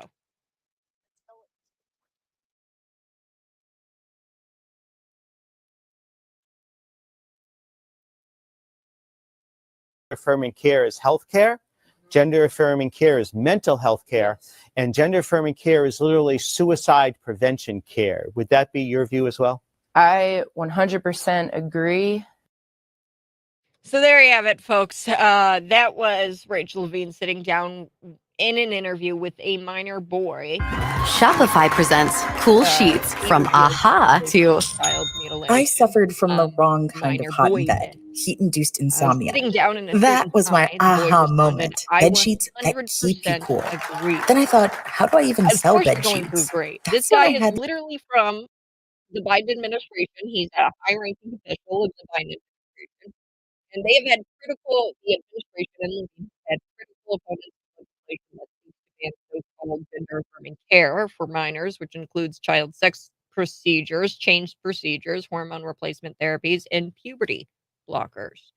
Adults, teens, children who have undergone these sex change procedures have given recent testimony regarding their regrets about alleged treatment, which causes many issues for the human body and cannot be reversed. I've sat down with so many people who have gone through these transitions, specifically someone who goes by the name of Scott. He was featured in the documentary What is a Woman? And he said that these surgeries have a 67% rate. They fail 67% of the time, meaning they don't work. I do have to take a break. I will be back, and we have got a story here about it's coming out of Peoria. Somebody shared it with me on the text line. You can text it at 309-451-9299. So the Peoria, this city in Illinois, is becoming a haven for LGBTQ communities looking for affordable housing. Oh boy. The dream of owning a home, CBS reports, seems out of reach for millions of Americans, especially those in the LGBTQ community. But Peoria, Alex Martin, he owns a home at the age of 30, something she never thought, man, uh, would be possible. I'm Black, I'm trans, and I'm visibly so, and having a space I made that I can just come in and recharge. I'm ready to fix the world again. So this is community housing. There's going to be drops in prices for specifically LGBTQ trans identified individuals in the city of Peoria. I've got that story here next.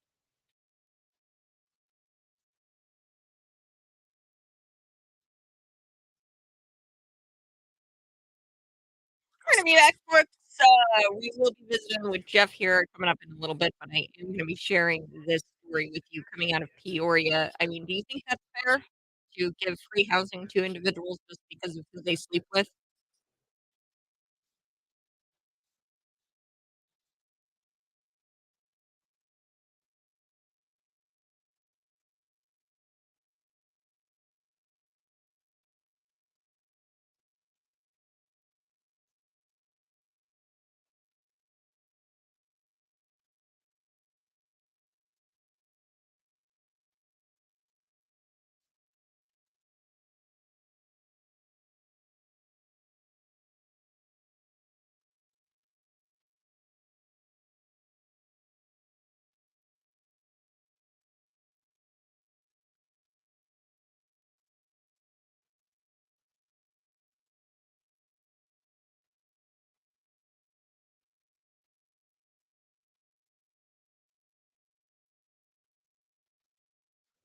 Folks, if you're watching on the live stream right now, be sure to like, share, comment, love this video. We're going to be back in Illinois City has become a safe haven for LGBTQ community members. As far as housing goes, they're looking at making affordable housing for people who sleep with those of the same sex, right? So this is the story coming out of CBS this morning. I mean, just the journalism here is incredible. Um, they sit down and they talk with somebody who's 30 years old and has now is now a homeowner, um, because of skin color, and look, I don't understand, uh, how they can sit there and say that there's discrimination against people, in the LGBTQ community. I don't know about you, but I have never met somebody who was asked, "Hey, who do you sleep with?" Um, right when it comes to, um buying a home. I feel like that's not something that people ask others when I don't know if you've ever sold your house, is that something that you asked of people? Is that something the realtors ask you? Do they know unless you, like, fully disclose it to them? I mean, right? It's bizarre. It's bizarre a world where we're living in a world where these people, get preferential treatment, and they get to have affordable housing because you sleep with somebody, um, of the same sex. Doesn't make a whole lot of sense to me.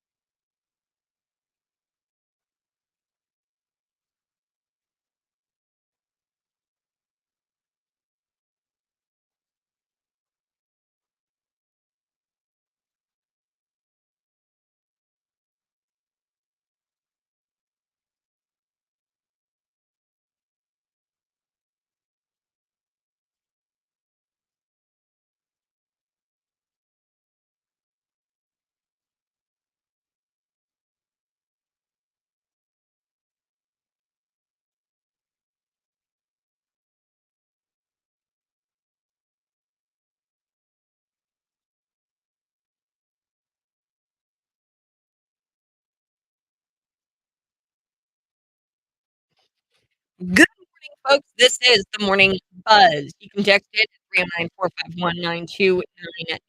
Now, I've got a clip here I'm gonna be playing, coming up in the 8 o'clock hour, we are gonna be visiting with the Jeff Tompkins. He serves on the McLean County Board. We're gonna be talking about Democrat strategy and how that looks in a McLean County board meeting, but right now, let's talk about the Illinois City becoming a haven for LGBTQ community members looking for affordable housing.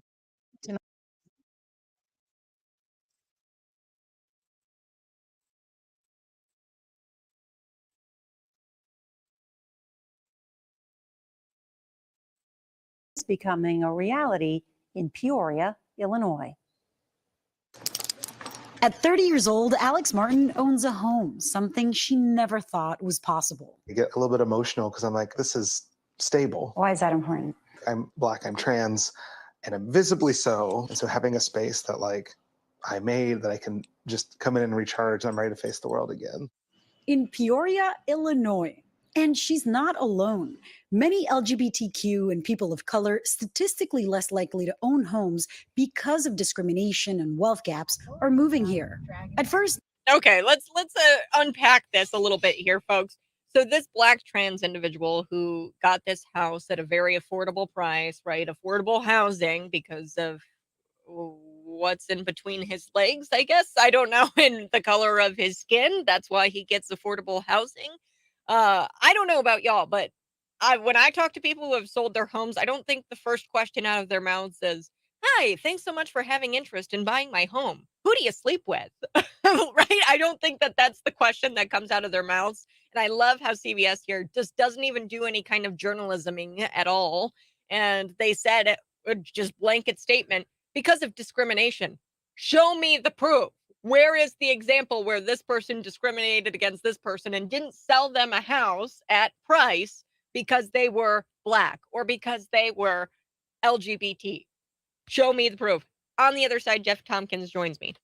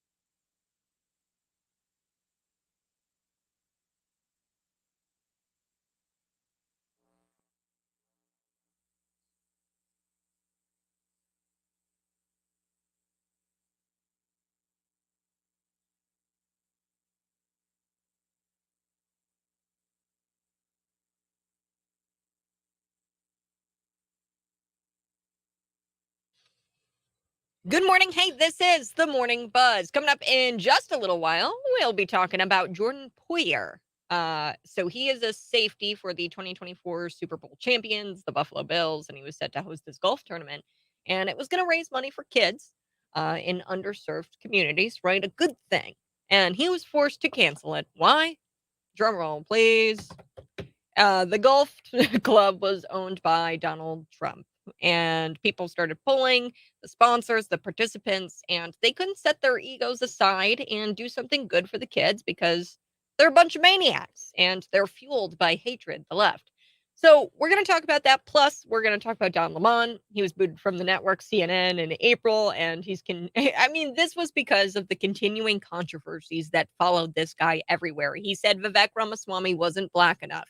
He said that Nikki Haley wasn't in her prime. He was a bad dude, and Chris Licht couldn't handle it anymore, and they booted him. Okay? He wasn't producing numbers either. And he says that, you know what? Actually, I am just a constitutionalist, and I am just so truthful, and that is why they booted me. No, Don, no. We're going to be talking about that here, but joining me in studio, one of my favorites, Jeff Tompkins. He is a McLean County board member, and this is a cigarette break with Jeff Tompkins. So we visit with Chuck Erickson from the McLean County board every Friday after the McLean County board meetings. I wanted to have Jeff in. We were talking at Chuck's little shindig. We went to the Chuck Shack, which was a lot of fun.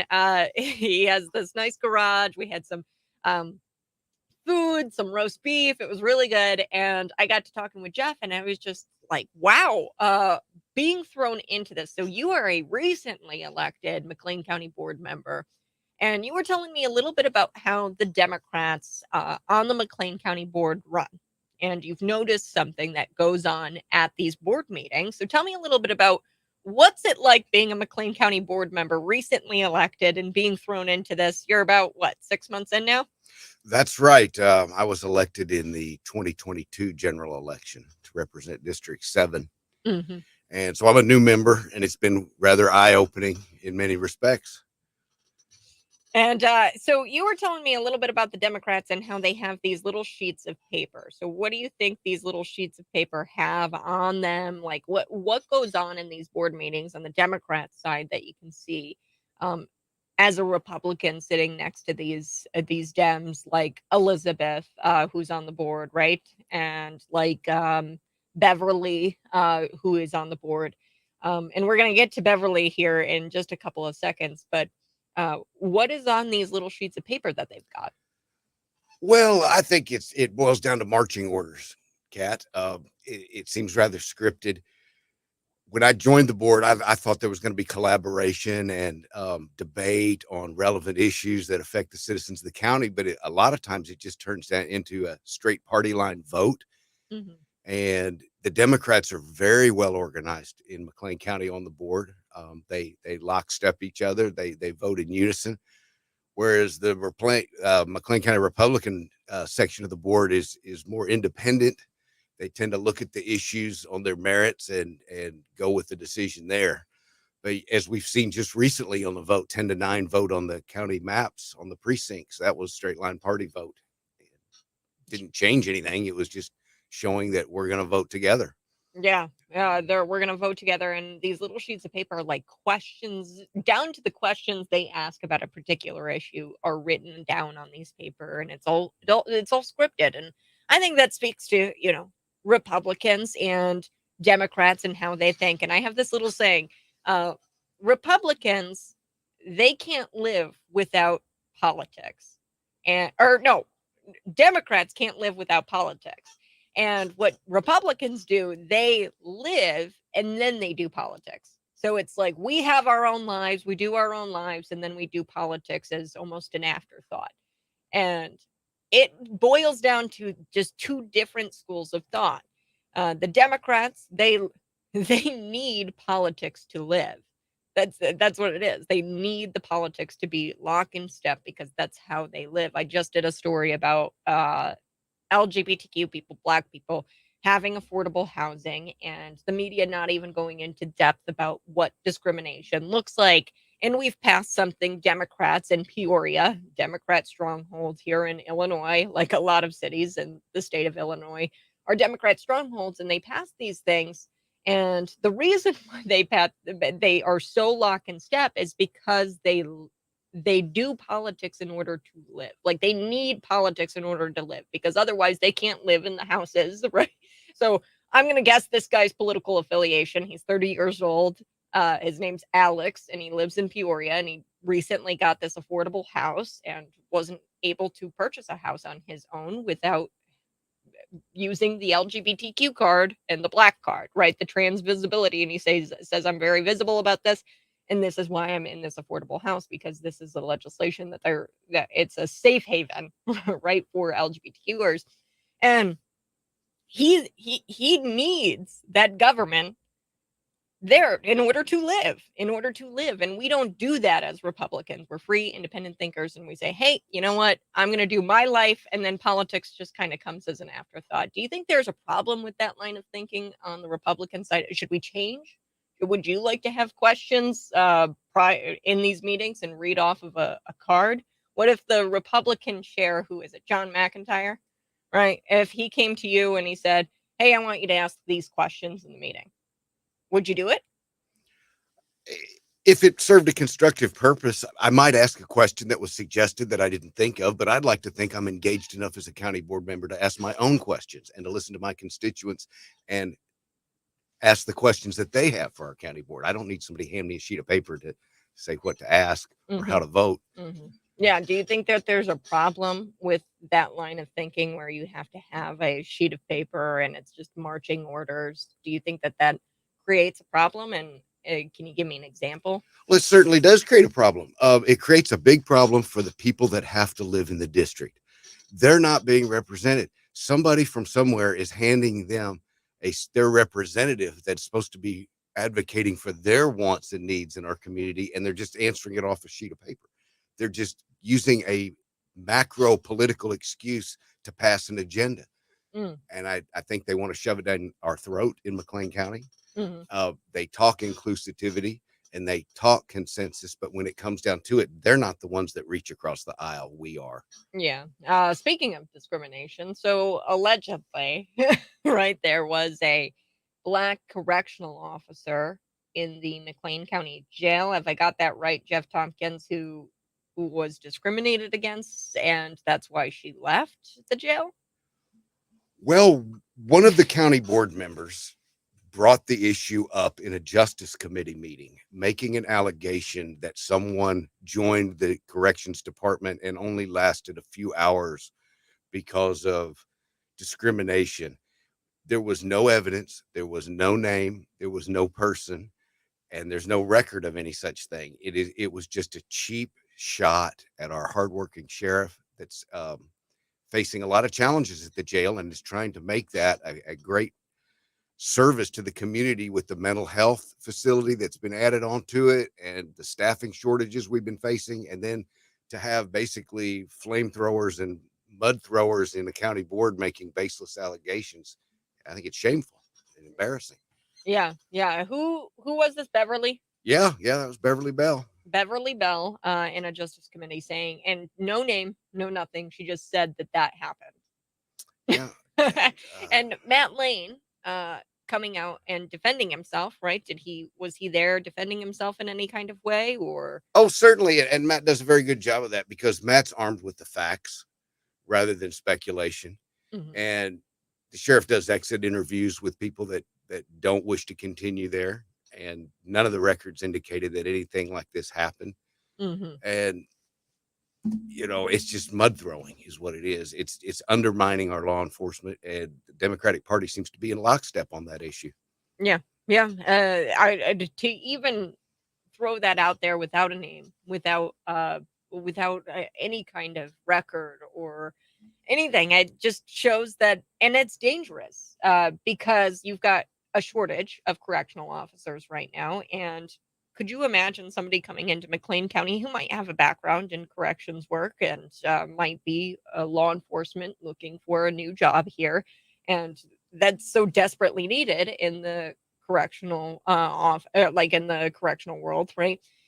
And then they see issues like that, and that might deter them from actually maybe a correctional officer of color from becoming a correctional officer. So people say things, and I think that they don't realize the things that they say have consequences and that words are powerful, right? And if you're going to say those words and accuse somebody of such a thing, you should probably back it up, because that has real life consequences. Who knows what would have happened with her speaking that into record during a justice committee.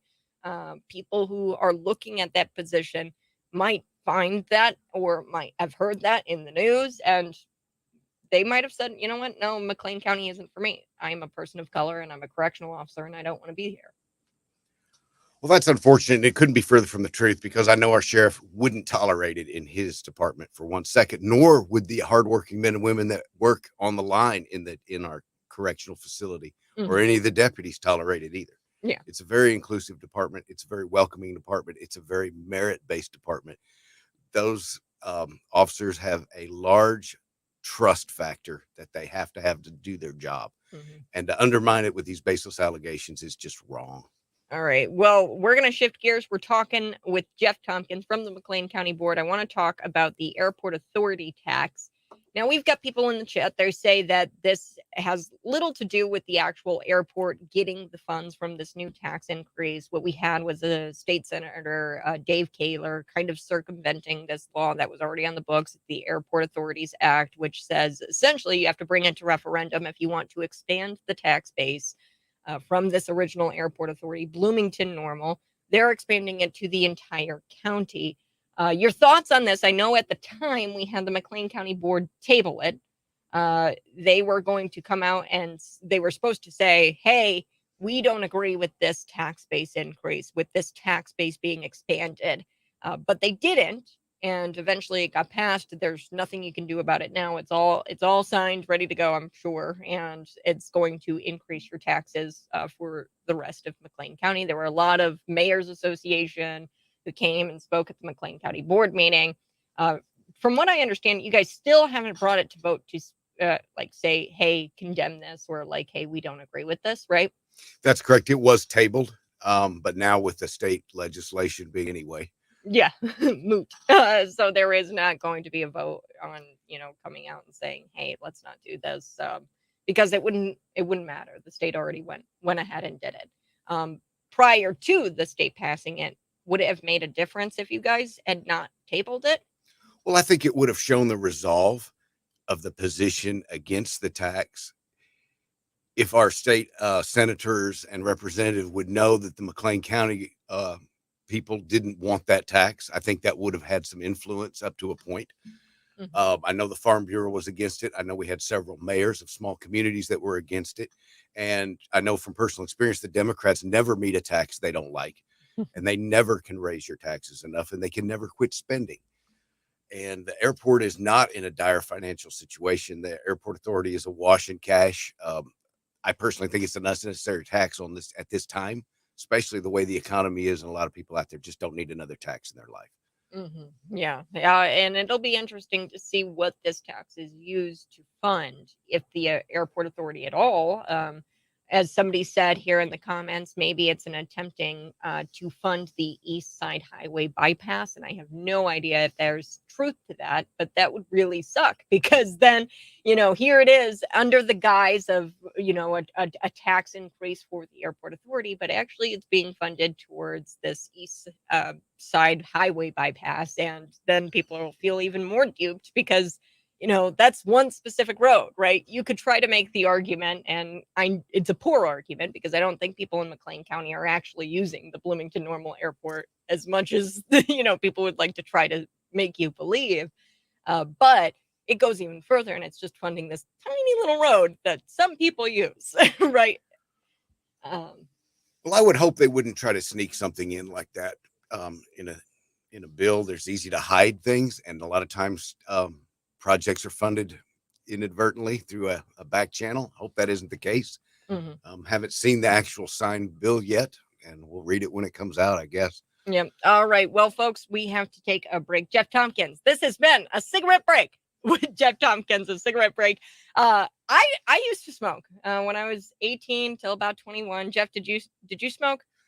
Yeah, learned it in college, and I'm almost at 3 months now without one. So Wow. Okay, so recently quit smoker. I quit about a couple years ago when I got COVID. I got scared, and I was like, I'm gonna quit smoking. So Rush, right? He goes, my formerly nicotine stained fingers. Yes, I used to smoke Newports. Menthols. What would you smoke? Marlboro Light. Okay. Marlboro. They're too dry for me. Just so dry. All right.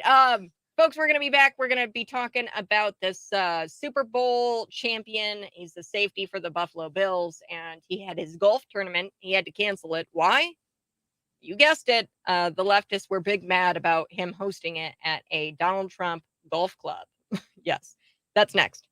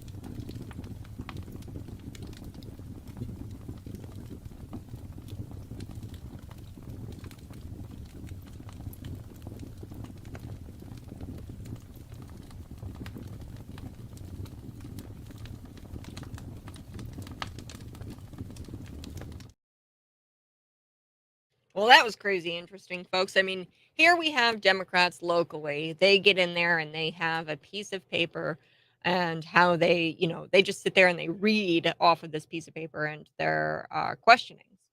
Oh, we've got a guest in studio. Got Ferris. Pop on. Howdy, howdy. Hang on, let me share your camera.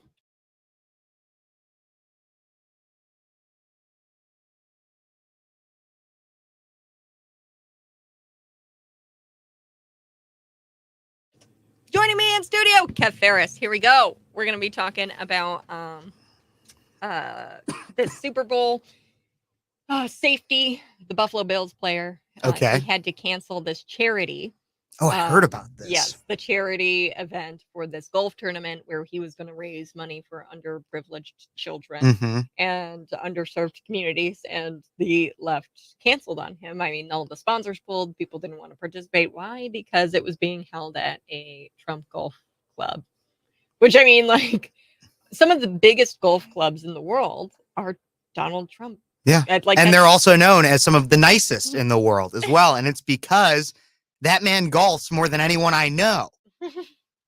So yeah, Donald knows his golf. So Yep. it's like, I don't know, because there's a building that has Trump's name on it, you're not going to be a part of it.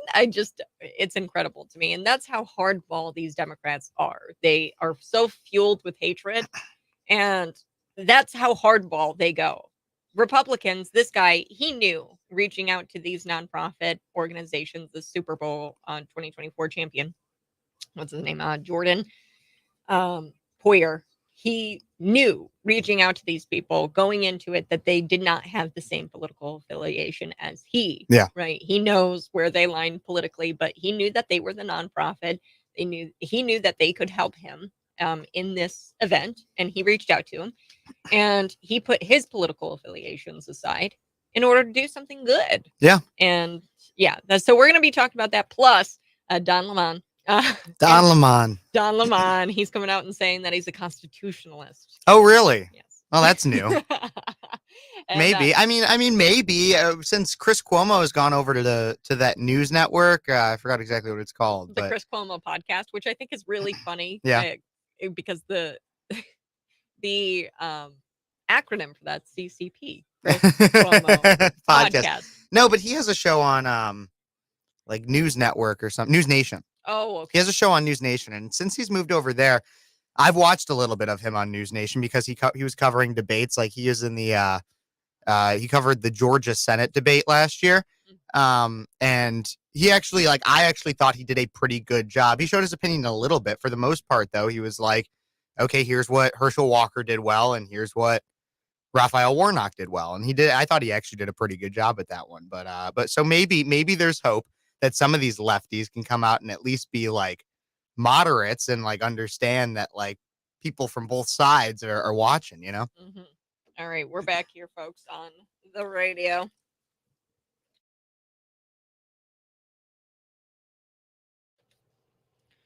Well, that was lame.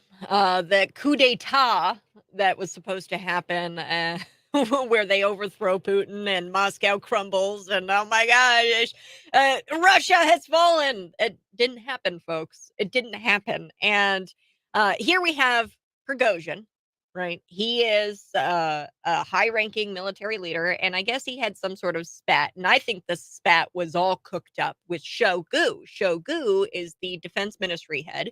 Okay, and I guess they had some sort of spat, and he was on these senior political leaders in a watch list, right? Because they knew he was hot-headed.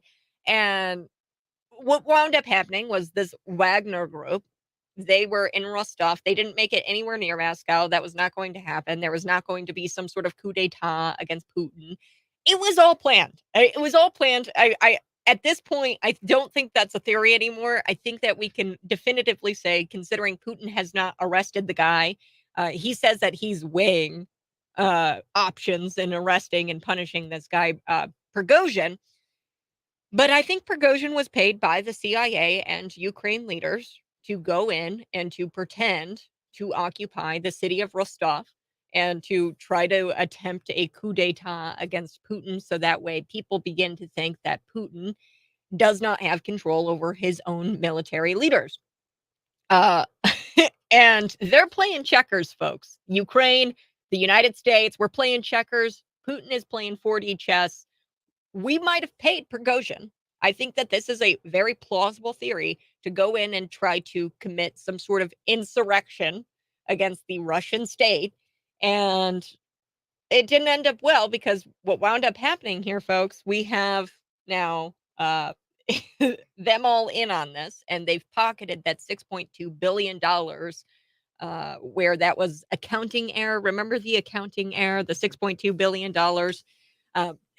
They've all pocketed it now. So like, you guys got screwed. You got played. You're playing checkers. He's playing chess.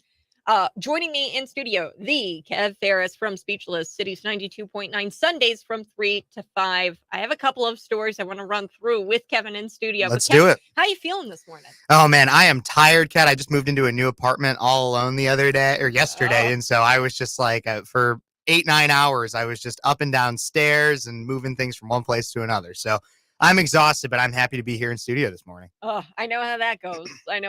He's Mhm. that college kid, Yep. folks. That college kid on Cities 92.9. Let's talk about this NFL star, and he announced that he was forced to cancel this charity golf tournament. So sponsors pulled out of this because it was a Trump club.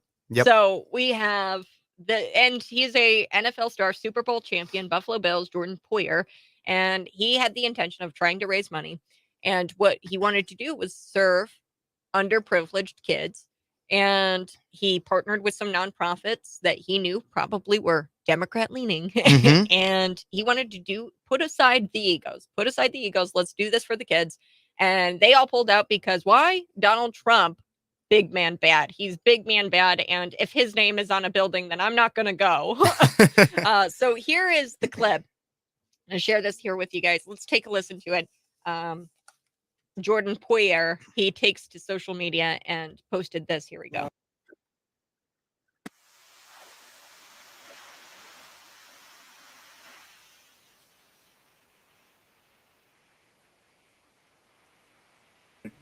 South Florida on the 10th of July. I will have to cancel.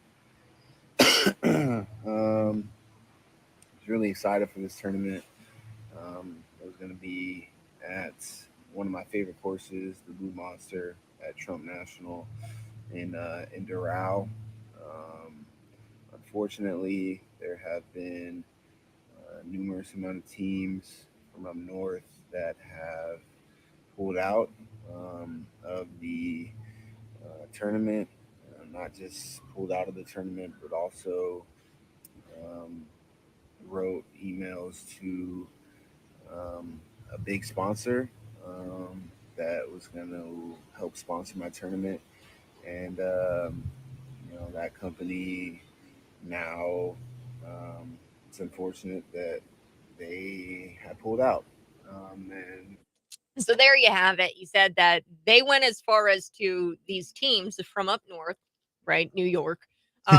They went as far as to not only drop out of the event because it had the word Trump in it, but also to email this big sponsor, the ECMC. This is the Education Credit Management Corporation. And we know their political leanings, right? It's a nonprofit corporation based out of Minnesota. But at the end of the day, these people couldn't put aside their egos, put politics aside, and just raise money for the kids. What is going on here, Kevin? Your take. Well, like I was saying earlier when we were off air, it's that anything Trump golf courses, like you said, Trump golf courses are all over the place. And I would argue it's probably one of his most expertise properties that he owns. Yeah, he knows hotels. Yeah, he knows real estate. But who golfs more than Donald Trump? Who has the time and money to golf more than Donald Trump, right? Yeah. And so his golf courses are known as really nice places, really good courses to go play on, no matter the name. Mm-hmm. Like you'll have lefty Hollywood people that will go play on Trump golf courses because they're nice. Because they're nice. And so I guarantee you, and like he doesn't talk about it in this video, but I guarantee you this NFL player was not thinking about, oh man, I want to bring all these Democrats to a Trump golf course to just show them, right? Like he wasn't thinking that. No, he was like, wow, he's probably played on this golf course before. He's probably like, man, I really like those holes, and I think it'd be a great place to raise some money for underprivileged kids. The same thing happened with Trump, Cat. Here's the thing, like people would never give credit to Trump when he did things that were objectively good. Like he gave an unprecedented amount of funding to historically black colleges and universities. Mm-hmm. Nobody gave him the credit. Everybody still called him a racist. You want to know why? Because his name was there. Mm-hmm. Because it had said Donald Trump when he signed that into law. And so that's what it is. It's just a continuing of that. No matter whatever says Trump on it, they're going to continuously disparage and boycott and get rid of. And so it's crazy to me that they can't put it aside for children for underprivileged children. But that's the way it goes. I mean, that's how lefties do it. That's how fueled they are by their hatred. And if you ask me, I think that we need to find out who these sponsors are. I think we need to find out who these teams are, and we need to give them the Bud Light treatment. Don't you think, Kev? Absolutely. Let's talk about it. Coming up next, these coal and wood-fired ovens being banned in New York City because leftists hate pizza. I guess pizza just tastes better when it's in a coal-fired or wood-fired, right? This is the new Pizzagate, Kat. On the other side, Kev joins me next.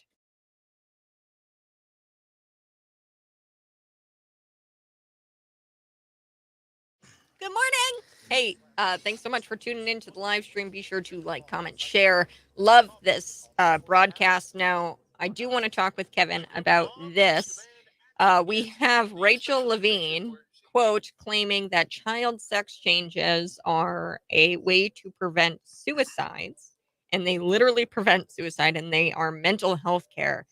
So reactions to this, the Biden U.S. Assistant Health Secretary Rachel Levine insists that sex change procedures for minors are a form of mental health care. That's Rachel Levine. That's the like ugly tranny that doesn't have a neck, right? Yeah, and Yep. is always in which is disgrace. Who's disgracing this uniform right now? Oh yeah. Yeah, Yep. that guy.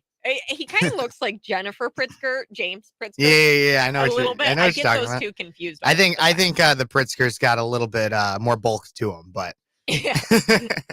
Okay, Jennifer Pritzker looks like JB in drag, and I'm not convinced that it's not. well, we've seen them in the same room together, Kat. So that's why we know it's not. But it's really cool. But if we hadn't, then I'd be just as skeptical as you. Is there a JB double out there? No, but so child sex changes being, and I want to get your reaction to this because it's got a local element to it, and I'm sure we're gonna get a lot of hate for this, but it's just the fact. Megan Hopper, who is a preschool teacher at Sarah Raymond, which is a preschool. I think it's private. I don't think it's affiliated with District 87, but she has a, I think, husband. I don't know if this husband is the child or the father of this child who underwent this sex change. But he works for District 87, as pictured in her very public Facebook page. In post where she took her 18-year-old, I mean, pretty much on her 18th birthday, up to Chicago to go get her breasts removed, and pretty sure her uterus. I have to double check on that, but took her up to Chicago, got her breasts removed, and what thoughts on people who do this to children, being around children? Well, first off, put them in jail. No, seriously. I mean, like I talked about like the Pride Parade stuff on my show this last Sunday, and like anybody, if you're even willing to go out and be naked in front of children on the streets, anything like that, if you're willing to advocate and be a part of having a child having life-altering cosmetic surgeries, you should be in jail. The doctors should be in jail. The parents should be in jail. Everything. Another big thing that comes with this, though, too, Kat, is, so I don't know if you covered this, but earlier in the month, it was like very, very beginning of June, the Human Rights Campaign, which is a far left nonprofit, announced it was their first ever declaration of a state of emergency, right? They claim that there was a state of emergency for LGBTQ people in the United States.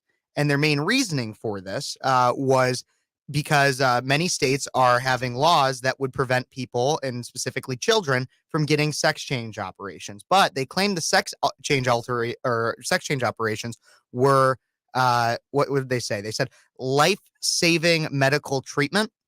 Under that same guise of, well, you're keeping people from committing suicide. Okay, well, first off, there's other ways to keep people from committing suicide that doesn't include chopping off your body parts. That's the first thing. Second thing is there's actually statistical evidence to prove that suicide rates do not change after. Yeah, it's about 40%. Suicide rate among trans people are 40% before operation, and I think it's like 39% after, but that's within the margin of error to show that it's basically the exact same. Yeah. And it doesn't go down. And so to one, claim that it's life-saving is a lie to the American public. But two, to also claim that it's life-saving, it also insinuates that there's no other way to save that life than to force a minor to have a life-changing surgery and take hormone pills that can stunt their growth, that can have a lot of issues down the line. Osteoporosis. I lived Castrate them. Well, not lived, but I mean, they were over at my house enough to where I considered them a roommate, somebody who identified as a man, but was actually a woman, and it was so heartbreaking to see broken ankles all the time, pain. You could see it just walking. Yep. Hurt this individual, and we couldn't figure out why this person was in a boot all of the time, why they were on crutches all of the time. The reason why was because their ankles were literally crumbling beneath them. Him, Yeah. right, or her crumbling. I know it's hard. Beneath her, because of the osteoporosis, the testosterone that she was shoving into her body. Well, yeah, and I know we're coming back here quickly, but I also want to just add at the end too, is there's a lot of people that have recently come out and they had sex change operations, or at least had some like a mastectomy or something like that. And they're coming out now and saying like, you cannot have it. Like Chloe Cole, you have Chloe Cole, you have Scott Nugent. Like there's multiple people that went through these operations and are now like, oh my gosh, definitely don't let kids do that because I changed my mind at 40, 50 years old. Yeah. What about a kid who just was playing dress up? Yeah. Like, save the tomboys. Seriously.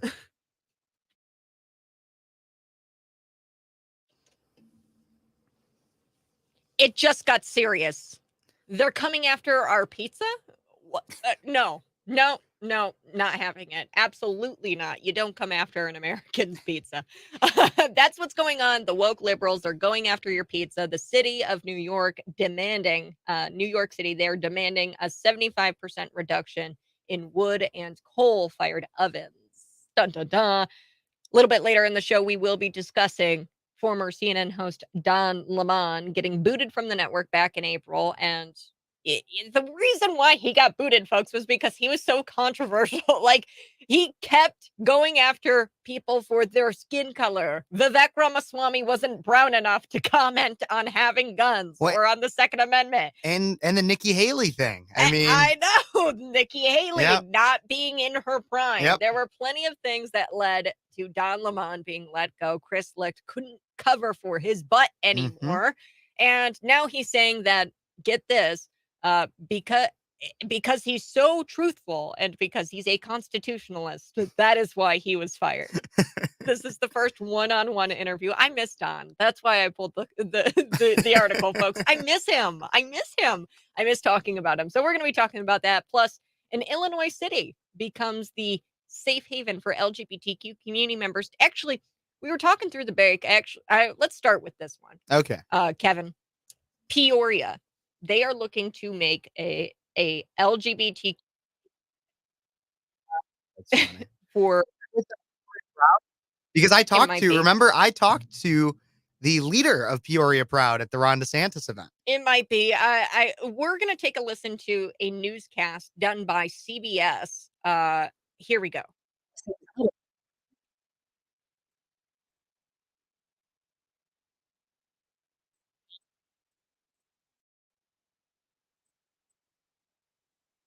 Peoria, Illinois. At 30 years old, Alex Martin owns a home, something she never thought was possible. I get a little bit emotional because I'm like, this is stable. Why is that important? I'm Black, I'm trans, and I'm visibly so. And so having a space that like I made that I can just come in and recharge, and I'm ready to face the world again. In Peoria, Illinois. And she's not alone. Many LGBTQ and people of color statistically less likely to own homes because of discrimination and wealth gaps are moving here. At first, they came from places like New York and Seattle, where home prices are sky high. Now, many are coming from some of the 21 states that have recently passed anti-LGBTQ legislation. They can come and get a $200,000 house here. Last year, realtor Mike Van Cleve sold almost 80 homes, nearly a third of them to out-of-staters chasing a dream that started on TikTok. I'm not a realtor, but I live in super affordable Peoria, Illinois, and I think you should live here too. Not a realtor, Angie Ostraszewski says she has single-handedly grown Peoria's population by about 360 in 3 years. When I first started making TikToks about Peoria, it was about improve your quality of life. But in the last 6 months, people are relocating here more for survival. And that's such a different conversation. Do you hope to have that kind of contagion effect? I love the idea of shaking up that big cities are the only places that LGBTQ plus people can thrive. Pride in home ownership and building a more inclusive community. Lilia Luciano, CBS. So there you have it, folks. They're trying to do more affordable housing for people who identify as LGBTQ. They claim that there is more discrimination, more welfare, or more like wage gaps for these individuals. Although I think it's kind of convenient that they didn't give an example of that discrimination. The CBS News report, of course, they didn't. But this is concerning because Kevin was talking with me through the break here about a state of emergency and I missed it. Yes. Okay. So I'll cover that one. I have a kind of long rant about this stuff, Kat, because this is what I've been covering all month long, all the Pride stuff, Bud Light, everything. But I want to start with just this clip. There's 3 things I noticed that were really important to cover in this clip. First off, is CBS said that there was quote unquote anti-LGBTQ legislation that was being passed in other states. I want to replace that word because I hear anti-LGBTQ all the time. Really what it is when things are anti-LGBTQ in legislation, it's usually pro-woman, pro-children, or pro-objective truth. That's usually what it is. Because pro-woman, you're protecting women's sports. Pro-children, you're making sure kids aren't being exposed to pornography in the classroom. Pro-objective truth, you're making sure that people don't have to subscribe to pronouns when somebody was born a woman but wants to pretend to be a man, etc. The second thing is they claim that there was 360 people that have moved to Peoria in the last 3 years. How many people have left? Yeah, they didn't even bother to include that, the mass Nope. exodus that's happening with this state. And what's interesting, she says that people are fleeing from high cost areas like San Francisco, Seattle, these Democrat run areas. And what's interesting is that, if they want to be inclusive and these places all claim to be super inclusive and they aren't the ones with this anti-LGBTQ legislation, right? Why aren't they making affordable housing for the LGBTQ community? Why is it Peoria, Illinois, doing the LGBTQ or the pro-LGBTQ stuff? That doesn't make sense. I thought that they were supposed to be the most inclusive because they're not the states that are passing this, but that's where they're all coming from. So that's what she said in her report was where they're all coming from are from these places where housing prices have skyrocketed in these big cities, San Francisco. But why mention the states, I think the 21 plus states that have passed anti-LGBTQ legislation? They're not coming from those states. You literally just said that they're coming from San Francisco, Seattle, these places that are Democrat-run cities because of the high housing costs. And it's only 360 people. Like, that's what the point I'm trying to make is we've had thousands upon thousands that have left Illinois, and I guarantee you at least 1,000 of those have come from Peoria. So, because Peoria in and of itself, the crime rates are skyrocketing. Yeah, it's a dirtier third high per capita in the country at least. It's also, I mean, the cost of living has gone up there. The entire community has just gone kind of more to crap than it used to be. So that's the thing is 360 really doesn't sound that much to me. The third thing I wanted to point out is she had said, the CBS reporter had said or maybe it was one of the interviewees, but big cities are the only place that LGBTQ people can be accepted or whatever. Okay, I'm not going to disagree with her on that because big cities are usually the place where progressive zealots live and they continuously vote for bad policies and then they move to other places because cost of living is too high, et cetera, like you'd said. But the thing that I also noticed with that is that it's a continuous push to get people to live in urban areas. And we've seen that, like people, a lot of people on the left push and push and push for people to live in places like Chicago, San Francisco, LA. They want everybody in a consolidated area. And I think it's for a few reasons. One, I think it helps them push their lie that America is overpopulated. Two, it breeds a follower effect when everybody else around you is acting like basically a progressive D-bag. Then you also are going to start doing that based on the people that you surround yourself. I don't know when you grew up, but my mom always told me it says a lot about you, about the people that you hang around because you tend to act similarly to them. And so those are the 3 main things. Replace anti-LGBTQ, how many people are leaving Illinois and they want to push you to live in big cities. Charlie Kirk has a quote. It's like the higher your apartment, the more likely you are to vote Democrat. And he's right, because more people, the more you live in a Well, big and city, the more likely you are what's to vote interesting Democrat. is, she tried to spin it as if Peoria was not a big city, and that's very like subjective in itself. It depends Yeah. on who you ask. Go to every other community. Go to Morton, which is 30 minutes down the road, less than, from Peoria. Yeah. And ask And them. ask them, is Peoria a big city? Yeah. So like you can't like definitively come out and say, big cities aren't like, it's not just big cities who Yeah. are pro LGBTQ. You have a civic center, like you're not a small town. Like, get out of here. That just shows you how removed they are from Mhm. actual people, the media acolytes. Okay, CBS News Report, we're done there. We are going to be talking about these fire and coal ovens being banned in New Mhm. York City because they hate you and they hate pizza.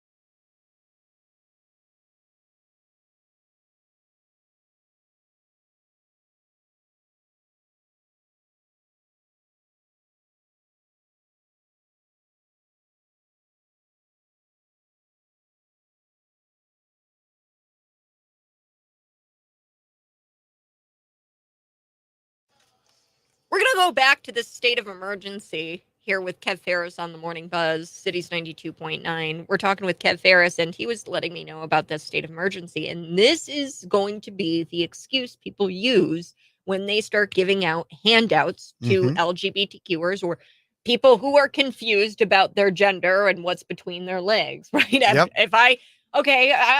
I'm about this close to saying, maybe I'm confused. I like fishing. I like trucks. I like a lot of boy things. Yeah. Maybe this will give me reparations. Maybe I can get an affordable home here in Bloomington Normal if I just kind of say, hey, I'm kind of questioning my gender, right? This is where we're at. Yeah. Well, so here's what this is, the state of emergency, and I'll wrap it up pretty quickly. But the Human Rights Campaign, which is a far lefty nonprofit, you've probably seen bumper stickers on people's cars, the blue square with the two yellow lines for the equal sign, Okay, so that's the Human Rights Campaign. They issued on, I believe it was June 6th, a state of emergency for all the LGBTQ community, which really means nothing. It was but that they tried to push it like, this is our first ever state of emergency. We have to push this. And what it basically said is they're claiming a state of emergency for LGBTQ people in the United States because there's cities and states that are pushing what they call anti-LGBTQ legislation. The main legislation that they reference is the OK Groomer bill, but everybody knows it as the Don't Say Gay bill down in Florida. And then the other ones that they list are ones that say that trans people can't play the sports that they identify. And the biggest ones that they were mentioning was ones that deprive trans people of, quote, life-saving medical procedures, especially trans kids. And so that's why why they claim that we're in a state of emergency. When in reality, I think it's like you said, is it gives merit to these leftist zealots that want to push this progressive ideology to make it so that kids can have life-altering surgeries, hormone therapies, etc. And then the other thing is it was also just kind of a media firestorm. It was a publicity stunt, because what does them declaring a state of emergency really mean? Yeah, like they're not a government body, it's a nonprofit organization. Yeah. So, all it does is it's whining and crying from leftist zealots that could actually have policy implementation because of their whining and crying. yeah, because they're going to back up this legislation and they're going to say, hey, well, we're creating this affordable housing initiative and we're going to give LGBTQers half off their rent. Yep. Because the Human Rights Campaign says that they are in a state of emergency and this is why we're passing this legislation. So it gives them a cop out. Absolutely. And one more thing to add to, just because I know that this sounds kind of like that whole state of emergency thing sounds like a sad state of society. For everybody out there, just so you know, a poll was conducted by Gallup within the last month, and it showed that overall across the board, support for same-sex relations is down. The support for the LGBTQ community is down. For Republicans, it's about 9%. For Democrats, it's about 6%. So even some Democrats, and the main thing is it's because what's happening at these pride parades, the nudity and people coming after children. It used to be do what you want behind closed doors or go get married. Like, just don't make it my problem. But now it's you have to accept me. And if you don't, you're a bigot, transphobe, homophobe, and should be jailed. Like, that's how these lefties are. And so it's if you give a mouse a cookie. We gave the mouse a cookie, and now they're trying to throw us in prison because we didn't give them a cup of milk. Yeah. Exactly. And folks, we are getting close to the end of our break here. Tomorrow morning, we'll be back at it 6 a.m. to 9 a.m. You can see us live on Facebook, YouTube, subscribe to the channel. Kev Ferris, tell us where we can find you. Yeah, you can find me all over Speechless with Kev Ferris on YouTube, Rumble, Twitch, and then I'm also always on the City's Facebook page and City's Twitter too. So just go give us a follow, like, subscribe, everything like that. And before we go, I do want to make sure that you guys know this headline. Woke liberals are coming after your pizza. So now we have New York City demanding 75% reduction in wood and coal-fired ovens. So today, we are supposed to be looking for those independent fact checkers to come out and say, hey, this is misleading. And then be sure to mark today, because a few months from today, most likely what will happen is they're going to say, when you're not paying attention, oh yeah, that was kind of actually a little true. And they ban them. Hey, real quick too, I'm even thinking like it would be very on par with the Biden presidency if they announced that charcoal grills were banned on July 4th. Wouldn't surprise me. All right, folks, we're going to be back tomorrow morning, 6 a.m. You guys have a great rest of your day. Bye-bye. I love you.